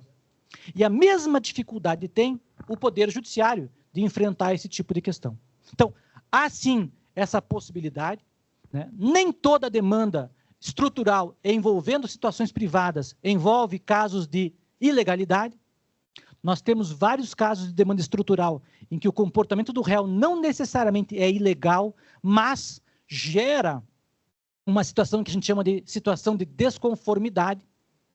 Talvez um exemplo importante aqui é um caso que envolve, hoje isso tem sido até mais comum, mas grandes empresas que saem do Brasil. Então, a Ford resolveu fechar a indústria que tinha aqui no Brasil. Ela tem o direito de fechar e ir embora? Tem. Mas ela cria um problema gigantesco, porque ela deixa um volume absurdo de pessoas sem emprego, uma quantidade de fornecedores sem ter para quem oferecer esses produtos. E a questão, então, é saber, será que ela tem alguma responsabilidade aí em dar atenção a esse tipo de caso? O TST, por exemplo, recentemente julgou um caso que envolvia a área de produção de sapato de Franca, para dizer, sim, você pode até sair do país, você pode até fechar a empresa, mas você vai ter que resolver o problema desse contingente de desempregado que você...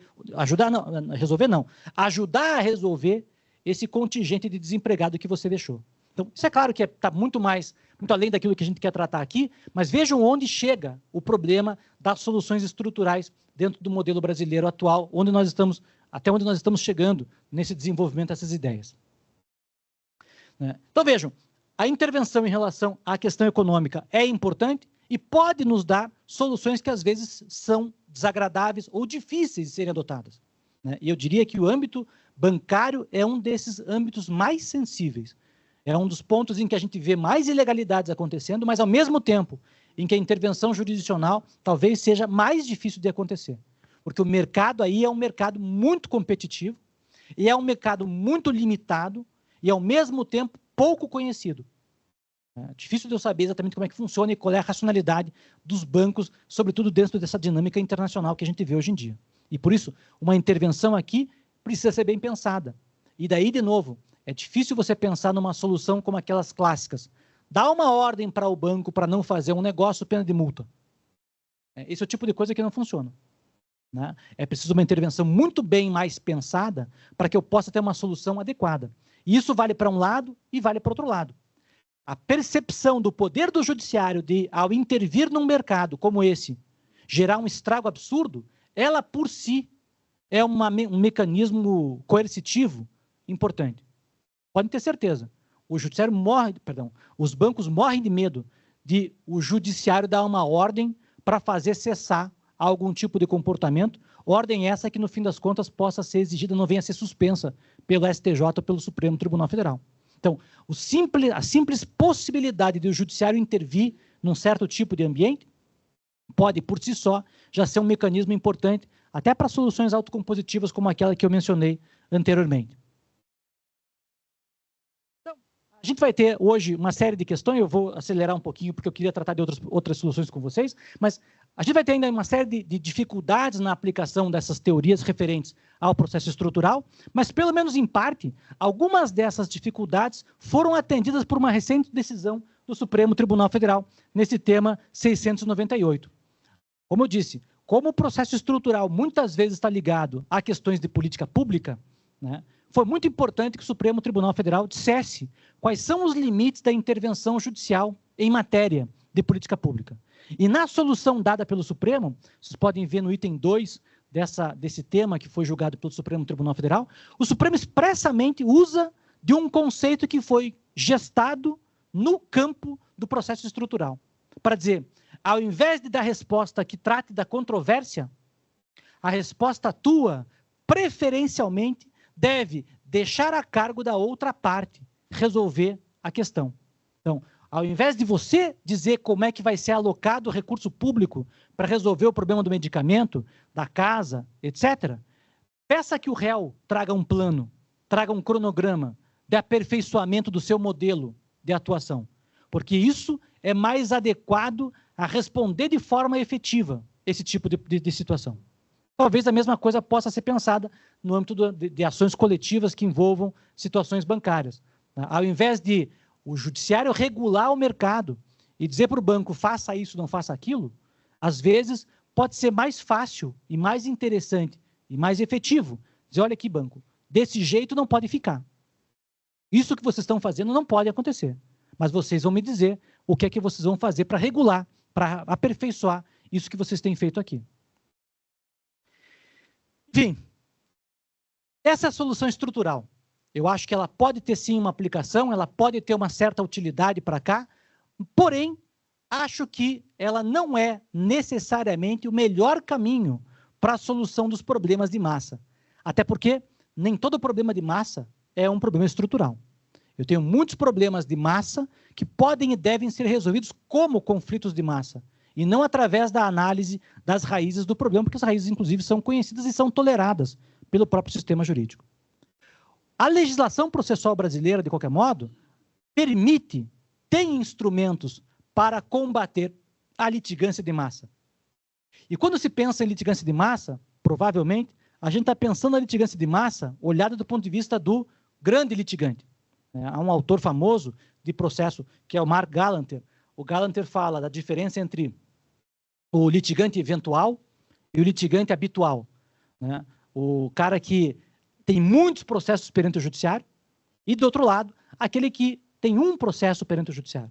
Nós, consumidores, somos isso que ele chamava de one-shoot player, né? O cara que tem um processo lá. O banco, ao contrário, é esse repeat player, é o sujeito que tem várias demandas. E ele dizia, o grande litigante, esse repeat player, tem inúmeras vantagens dentro do Poder Judiciário. Ele conhece a estrutura, ele sabe quando litigar, como litigar, ele pode escolher o caso em que ele prefere, por exemplo, formar um precedente. Isso é muito importante, né? Ele tem muitas vantagens aqui. E essas vantagens têm que ser consideradas pela prestação jurisdicional. Isso é verdade. Nós temos, de fato, que pensar o grande litigante como uma figura própria, que exige um tratamento próprio. No entanto, nós também temos demandas de massa, no Poder Judiciário internacional e brasileiro também, em que há um elemento que muitas vezes fica incógnito e que é o responsável pelo litigante de massa, pela litigância de massa. Nós não podemos pensar que todo consumidor aqui funciona como um litigante eventual. Assim como todo o sujeito segurado, junto ao INSS, é um litigante eventual. Porque ele, pessoa natural, é um litigante eventual, mas o advogado dele não é. O advogado dele, muitas vezes, é o sujeito que angaria um grupo de pessoas e gera também uma litigância repetitiva. E, muitas vezes, uma litigância temerária, uma litigância predatória. Então, hoje, nós precisamos enxergar o litigante habitual dos dois polos do problema. Porque eu tenho tanto o litigante habitual banco, mas também, eu não trabalho com direito bancário, mas imagino, posso ter um litigante habitual no outro polo. Não porque o consumidor seja um litigante habitual, mas porque o advogado que representa ele, na verdade não representa ele, representa um mundo de gente que vai ter o mesmo tipo de demanda, que vai pleitear o mesmo tipo de questão e muitas vezes vai atrás de uma brecha e vai tentar uma litigância temerária para beneficiar não propriamente o consumidor, e sim ele mesmo. Essas duas situações, então, têm que ser combatidas, porque essas duas situações geram problemas para o jurisdicionado e para o Poder Judiciário, e, claro, para o próprio réu, de maneira geral.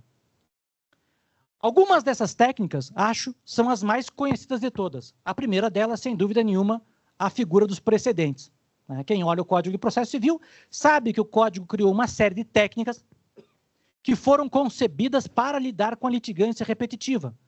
A ideia dos recursos repetitivos, já estava presente no Código anterior, do IRDR, do IAC, da repercussão geral, do filtro de relevância agora a ser implantado no STJ, tudo isso foi criado para permitir que teses sejam formadas junto ao Poder Judiciário e tenham aplicação a todo o grupo de casos em que elas são envolvidas e, com isso, eu tivesse uma redução da litigiosidade dentro do modelo brasileiro.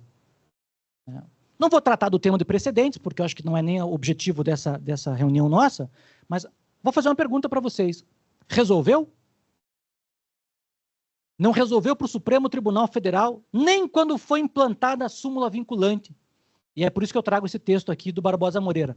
Barbosa Moreira, talvez o maior autor de processo civil que a gente já teve nos últimos tempos, em 2005, escreveu esse texto, quando foi criada no Brasil a súmula vinculante. E o que ele dizia lá? Se vocês acham que a súmula vinculante vai reduzir a quantidade de processos no Brasil, vocês estão muito enganados. Precedente nunca reduziu quantidade de recursos ou de casos junto ao judiciário nos Estados Unidos, porque precedente não foi feito para reduzir quantidade de casos. Não é esse o objetivo de precedente. E muito menos a solução vinculante. Então, tirem o cavalinho da chuva. Isso não serve para isso. E vejam, e eu acho que aí é importante a gente ter uma certa cautela. A gente não pode ser ingênuo com relação às reformas processuais. Quem criou o modelo de precedentes brasileiro não é burro e também não é ingênuo.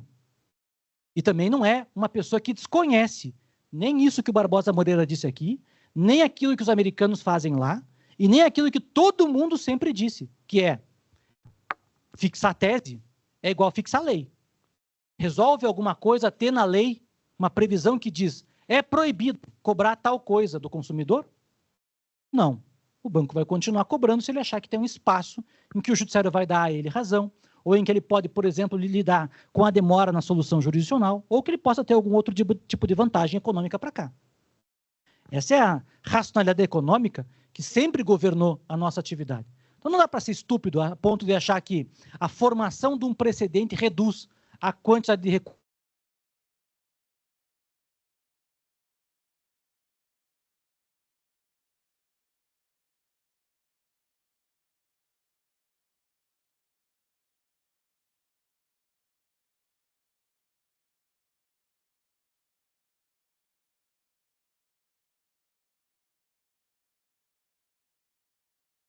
É só olhar a estrutura processual brasileira. Como é que eu aplico um precedente em um processo? Ninguém aplica precedente no espaço. Para que exista o processo, alguém tem que entrar com a ação judicial de novo. Se alguém vai entrar com a ação judicial de novo, eu não tirei aquele processo do judiciário. Ele vai voltar para o judiciário. Eu fixei a tese, o banco não vai cumprir e eu vou ter que voltar para o judiciário. Agora, e vejam a perversidade do sistema. Se a tese foi fixada a favor do grande litigante, do banco, aí ele vai aplicar a tese, de forma autônoma.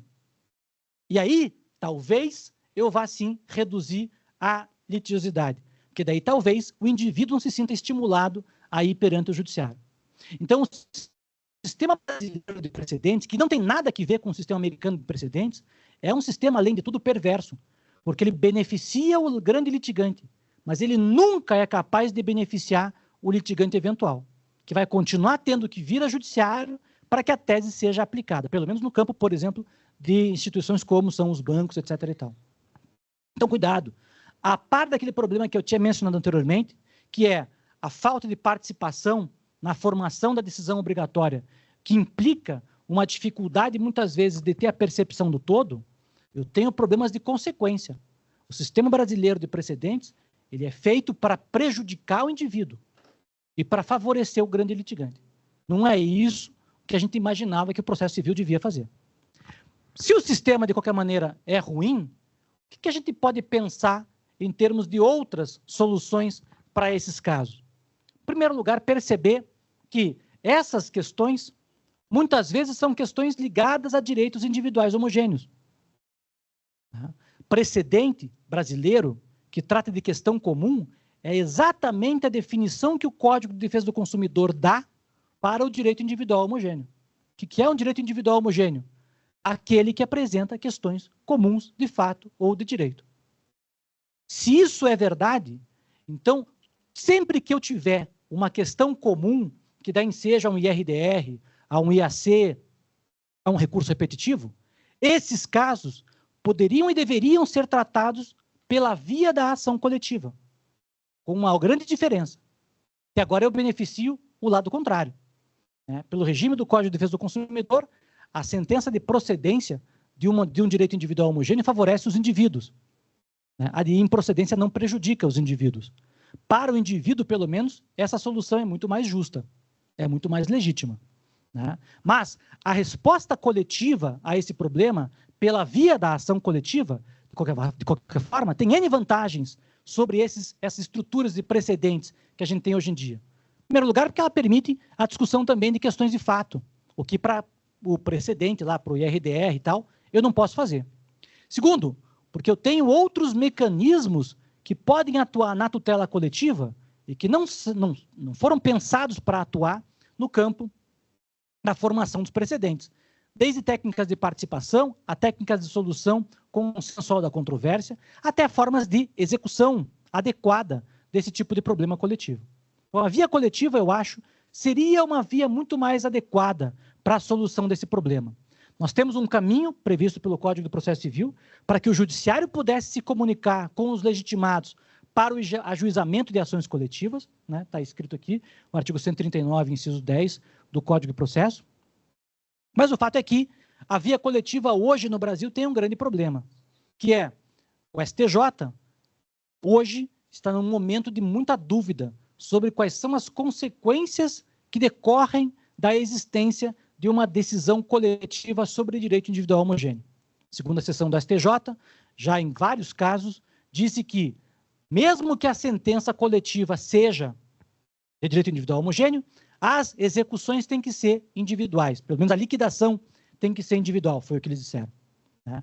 Há ainda hoje, agora ainda, afetado para análise como repetitivo, um outro caso em que, de novo, a segunda sessão botou esse problema de volta para ser examinado, há uma intervenção nossa do Instituto Brasileiro de Direito Processual, para tentar mostrar que essa solução anterior é errada e que ela vai prejudicar o próprio Poder Judiciário. Que se eu tenho que ter execução individual, sempre eu vou povoar de novo o Judiciário com execuções individuais, só que vão ser execuções peculiares, porque a execução coletiva é peculiar. Ela não envolve só uma execução tradicional, ela tem uma alta dose de cognição. Então, o que a lei me deu uma mão, ela acaba me tirando, o STJ acaba me tirando com a outra.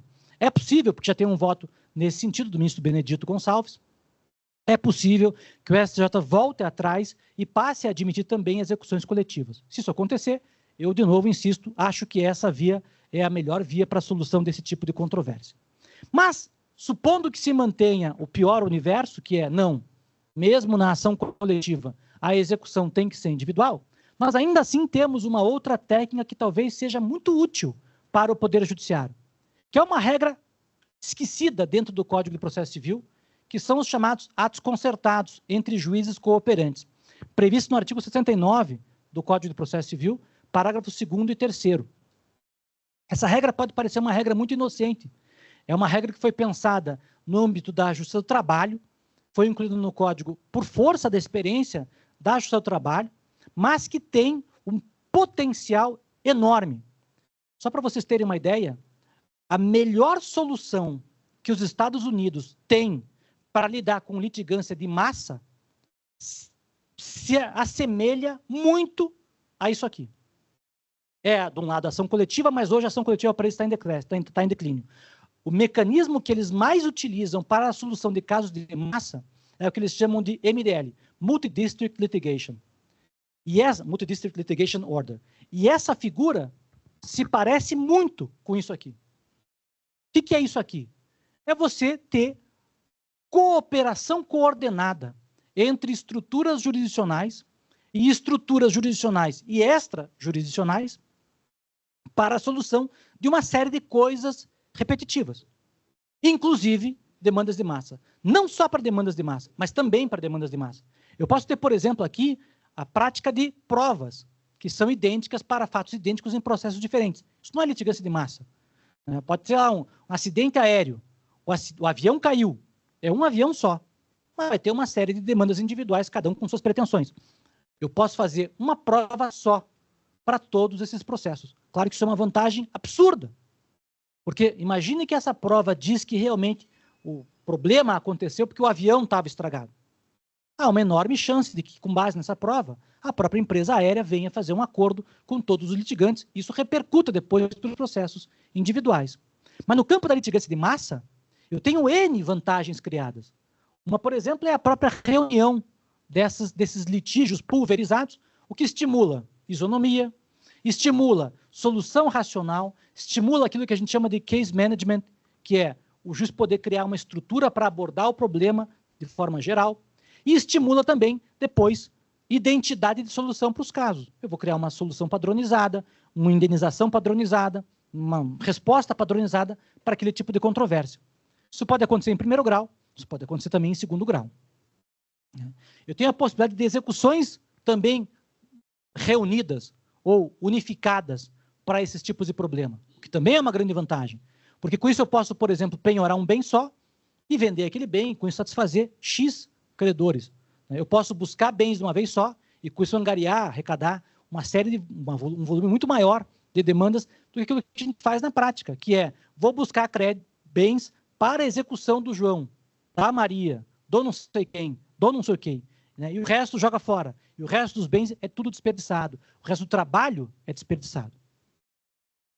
Notem que esse tipo de comportamento foi regulado pelo CNJ, essa resolução 350 é a resolução que trata da questão dos atos de cooperação jurisdicional, e no artigo 6º dessa resolução, as possibilidades de cooperação são até ampliadas.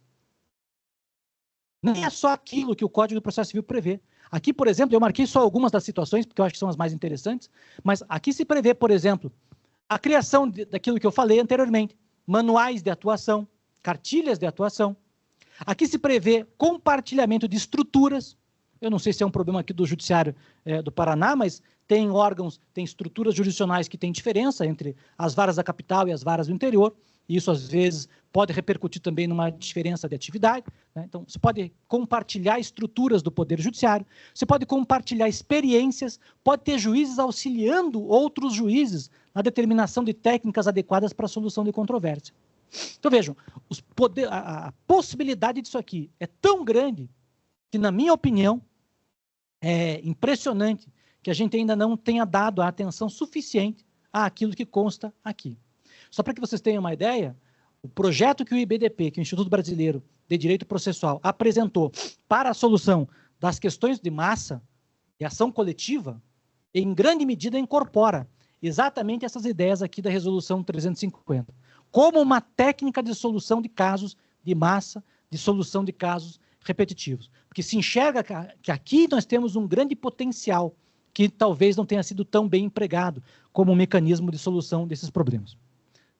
Como eu acho que já falei demais, né, só vou concluir dizendo, a gente tem que perceber que as ferramentas processuais, embora sejam importantes, elas nunca vão resolver o problema da litigância de massa. Porque o processo civil não é o campo adequado para resolver esse problema. Como eu disse há pouco, a litigância de massa decorre de um juízo econômico, tanto por parte do grande litigante, como desses advogados que angariam muitos clientes. Se eu faço isso, é porque eu vejo uma vantagem em me comportar daquele jeito. Isso é uma noção que tem a ver com aquilo que a gente chama de análise econômica do processo. O comportamento do sujeito é dado em razão de algo externo ao processo. Então, enquanto a gente não olhar para isso e não combater isso, a gente nunca vai sair do lugar, a gente nunca vai eliminar esse tipo de litigância. Um dos poucos países que olha para isso são os Estados Unidos. Só para dar uma ideia para vocês, não é uma questão bancária, mas é uma questão de consumidor. Há uma grande empresa alemã, a Volkswagen, fez um carro, o carro tinha um determinado defeito, um filtro de poluição. Em todos os lugares do mundo, ela veiculou esse carro, vendeu esse carro, e não consertou o defeito. Menos em um país do mundo. Qual? Nos Estados Unidos. Nem na Alemanha eles não corrigiram o defeito. Nos Estados Unidos eles corrigiram. Por quê?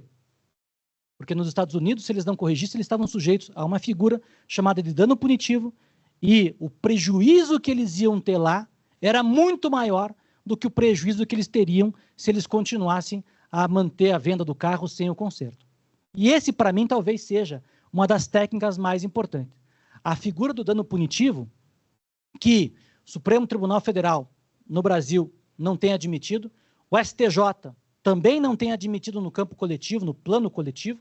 Teve uma decisão do ano passado que homologou uma sentença estrangeira que impunha dano punitivo, então o STJ, nesse caso, entendeu que sim era viável, mas o dano punitivo coletivo, pelo menos, tem muita resistência na jurisprudência nacional.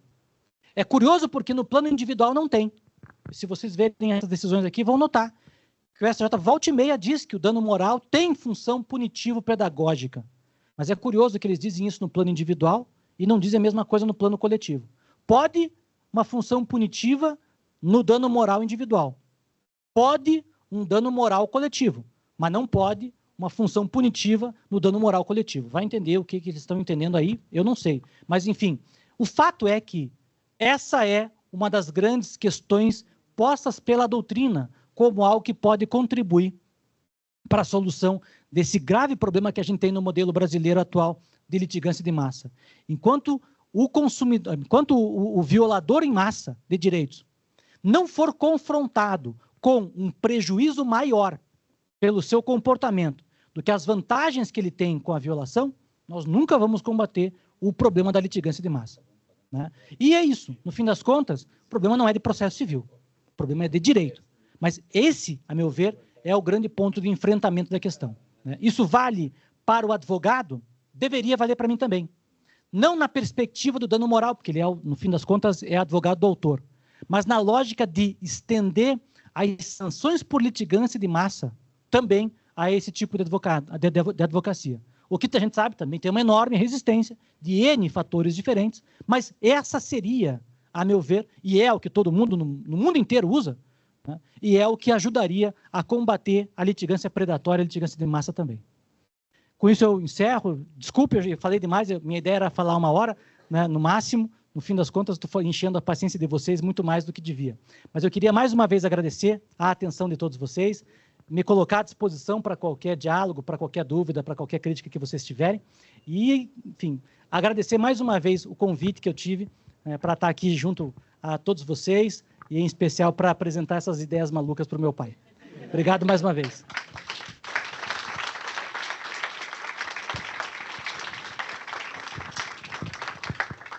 Agradecemos imensamente, professor, por compartilhar conosco seu vasto conhecimento. Pediria que os integrantes da mesa tomassem seus assentos para que nós prossigamos para o encerramento e pediria que o desembargador Arenhard, por favor, se dirija à frente da mesa para fazer a entrega do certificado ao nosso palestrante.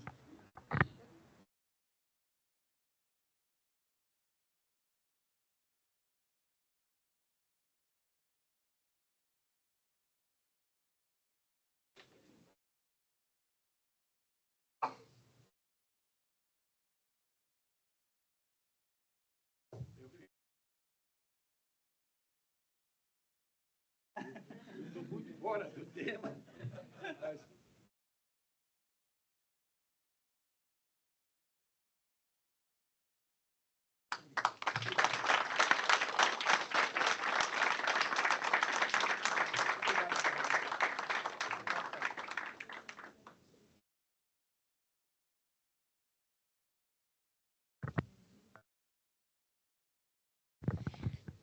O nosso palestrante gentilmente nos trouxe um livro para ser sorteado. Então, eu só preciso... A lista está com o desembargador Ramon?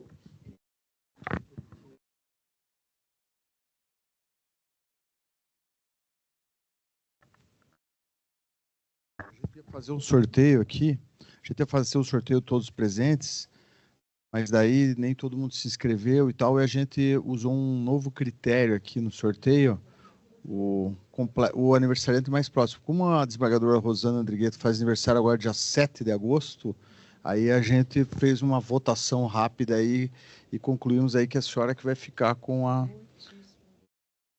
o livro aí E como eu sei que você é uma estudiosa do tema aí, eu falei, está em excelentes mãos aí. Parabéns aí. Então, agora acho que você... Passamos agora a palavra ao desembargador José Laurindo Souza Neto para falar como representante de todas as câmaras presentes. Também não estava no script a intervenção, não sei se alguns dos colegas gostariam de fazer uma levantação, mas, antes de mais nada, saudar todos os presentes aqui, colegas, desembargadores, serventuários e diretor da Escola da Magistratura, da IJUD, e, sobretudo, cumprimentar pela brilhante exposição. Eu não digo que foi uma palestra, foi verdadeiramente um curso de processo estrutural, o qual, com muito prazer, tivemos a oportunidade de ouvir toda essa complexidade. Isso, o que nos traz, o que nos remete de imediato, né? Aqui se fala de processo, antes de mais nada, justiça de massa, processo estrutural, direito bancário, sobretudo da participação do judiciário, o poder judiciário. E o que a gente vê? A gente vê os desafios que são postos aos juízes na contemporaneidade. Quer dizer, a gente constata a verificação da natureza jurídica do processo, desde muito bem posta, né? Quer dizer, uma relação privada, quase natureza jurídica de quase contrato, né? Posições individualistas, a evolução da sua natureza para uma relação processual, carne lútea e ovenda, e depois da situação jurídica de Goldschmidt. Ou seja, hoje nós nos enfrentamos com esse processo multifacetário, de várias partes, uma complexidade, que se preocupa com o consequencialismo, que tem as prospectivas, ou seja, em que o juiz ele exige que ele venha a decidir o conflito sociológico e não propriamente a lide processual, né, os interesses individuais, e então as responsabilidades que cabem ao juiz, ao poder judiciário. na verdade, as demandas que são postas, os desafios, porque cabe ele consolidar a democracia, né, dar a cada um que é seu, aplacar as tensões sociais, defender a liberdade, impor pena, equilibrar o jogo, trazer as partes, ou seja, exercer aquela jurisdição cooperativa, né? Então, a formação do magistrado é um imperativo democrático. Aqui estamos aqui com vários desembargadores, vários juízes, né? Quanto é importante a formação do magistrado hoje na contemporaneidade, quer dizer, as exigências que são postas ao juiz hoje, né, nesse processo de que as questões, os conflitos sociais são cada vez mais, ou seja, não temos mais relações de natureza privada, individualistas, né? O processo se tornou público em todas as áreas, até as influências, quer dizer, né, a gente vê essa relação. Então, o que eu quero, muito brevemente aqui, só destacar, quanto é importante a formação do magistrado, né? Isso... eu sempre tive envolvimento com a formação, acabo de publicar um artigo, remeti o artigo aqui ao professor Sérgio, que eu tenho muita admiração, né? Sempre um acadêmico que esteja sempre à frente, né? Quanto os desafios do juiz, nesse artigo eu falo dos desafios da formação do magistrado, né? E quanto é importante eu digo assim, a seleção, a preparação e sobretudo, a formação é uma exigência que cabe ao Poder Judiciário, que é da própria democracia. Não é verdade? Essa responsabilidade que lhe cabe na sua intervenção, quer dizer, nós sempre estamos sobre o jogo estamos no ativismo judicial, estamos com as teorias da análise econômica do direito para que haja, porque o que nós temos é uma síndrome da processualização, se nós formos observar, né, do processo. Nós temos processualistas da qualidade de um Sérgio Aranhard, mas nossos processualistas, eles desenvolveram técnicas apropriadas de soluções dos conflitos, em virtude do quê? Da necessidade de que tenha, da necessidade do caso concreto, né, que cada vez mais estão arraigados de conflitos sociais, de tensões sociais, né? Eu sempre digo o seguinte, quando você busca aquele juiz que tem expectativa normativa, porque isso nós precisamos, você mesmo analisou a questão sistêmica, não é verdade? Que existe dentro do... Quando se busca uma previsibilidade das decisões, se prima pela liberdade, né? Isso vem desde do iluminismo, do juiz boca da lei, existe segurança jurídica, acontece que quando você tem que equilibrar a liberdade com a igualdade, exige-se a intervenção do juiz. E aí caímos também num ativismo judiciário, que muitas vezes cai dentro de uma politicidade muito perigosa hoje, nos dias atuais. Na verdade, o juiz tem que decidir e modificar legislações. Isso aqui é o grande debate hoje, né? O juiz interpreta a consciência social e, ao fazê-lo, ele modifica a consciência que interpreta. Quer dizer, ele é um carro-chefe das transformações sociais. Ele traz responsabilidades, mas ele tem que equilibrar com a previsibilidade, porque senão estaremos como o professor Sérgio mesmo falou, numa jurisdição lotérica. Você cair naquele juiz que faz o processo estrutural, muito que bem, senão nós temos disparidade, nós não temos expectativa, uma judicialização, desculpe, cada cabeça é uma sentença. Na verdade, não temos uniformidade. Nós vemos que as técnicas adotadas as últimas técnicas processuais pelo nosso processo, impressionante, né? É de uma qualidade dentro da legislação europeia, principalmente italiana, e também o common law, muita influência americana. A gente percebe a riqueza do nosso processo, né? E isso tudo traz, é claro, a gente vê, isso resolveu os problemas hoje do STJ. O STJ é um tribunal que decide e resolve a justiça de massa, que ele tem o controle das questões infraconstitucionais, ou seja, ele é um tribunal da cidadania.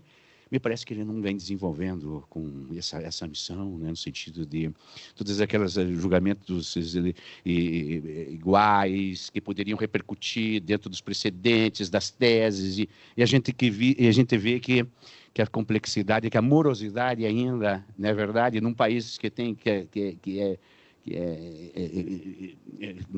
existe uma necessidade enorme dos conflitos sociais, né? Tem carência de igualdade, então a intervenção judicial faz com que nós vivíamos a vivenciar toda essa dramaticidade, sendo importante a formação do magistrado, né? E o Paraná tem dado resposta a essa. Nós vemos cada vez mais a centralização do Poder Judiciário, violações ao princípio federativo, e a gente vê as decisões do Supremo como vão impactar, sem que combinem com os russos, com aqueles que é a justiça estadual, isso é justiça de gente. É justiça, não é justiça de ente. Preocupação dos órgãos centrais do Poder Judiciário. Nós vivemos a dramaticidade dos conflitos sociais na pele. Na verdade, nós estamos a decidir questões que são estruturais por sua própria natureza, porque jurisdição de gente é isso, é jurisdição complexa, com várias partes, onde os fios condutores da cientificidade estão no consequencialismo, não é verdade? Na segurança jurídica, e para que todos, inclusive, possam usufruir desses direitos fundamentais de forma igualitária. Eu não quero me estender aqui, quero só cumprimentar, reafirmar, parabenizar aqui o nosso diretor da Escola de Magistratura. Nós vemos hoje quanto é importante a EJUDE. Na verdade, já a EMAP adotando métodos pedagógicos ativos. Essa foi a gestão do conhecimento, a pedagogia da formação do magistrado, que o Paraná tem como exemplo no Brasil. A EMAP, não é verdade, sempre levando o seu projeto pedagógico, engajado seus colaboradores que desempenham ainda a função, juntamente agora com a EJUDE, né, que eu fico assim, os senhores não sabem a alegria que eu tenho de participar aqui do evento da EJUDE, né, porque me sinto... E me permitam essa confissão nesse momento aqui, que participo e convidado que estou dessa escola, que tive a participação, juntamente com outros colegas do órgão especial, que conseguimos aprovar essa escola judicial, né, com muita dificuldade, não foi fácil. Eu tenho a EJUDE como uma filha, ou um filho, né, porque vejo, inclusive, o emblema, me lembro do dia que desenhei aquele emblema, o dia que fiz o projeto pedagógico, aquelas menções a EJUDE ali, cognitio scientia retium e justitium, foram estudadas, aquilo ali, o hino que foi feito com outro Sérgio também, célebre da nossa magistratura, Justem Filho, que fez o hino, que é um dos hinos mais lindos que tem, ou seja...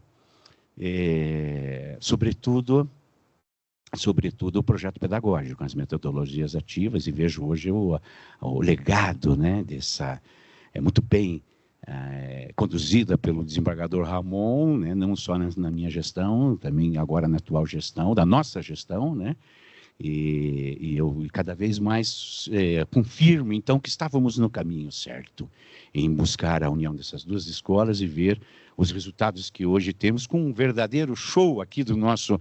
Eu peço novamente uma salva de palmas ao nosso expositor aqui. Um momento emocionante quando temos aqui a oportunidade de presenciar o pai homenageando o filho, até num ato de muita emoção, porque isso deve ser um orgulho enorme que eu consigo sentir também aqui, Sérgio, sabe a admiração que nós temos por você aqui. Muito obrigado, desembargador Ramon.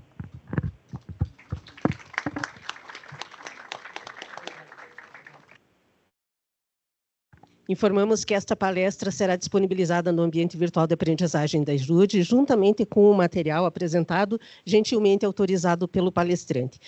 Lembro a todos, aqueles que não registraram suas presenças, que podem fazê-la através do QR Code na entrada aqui do auditório.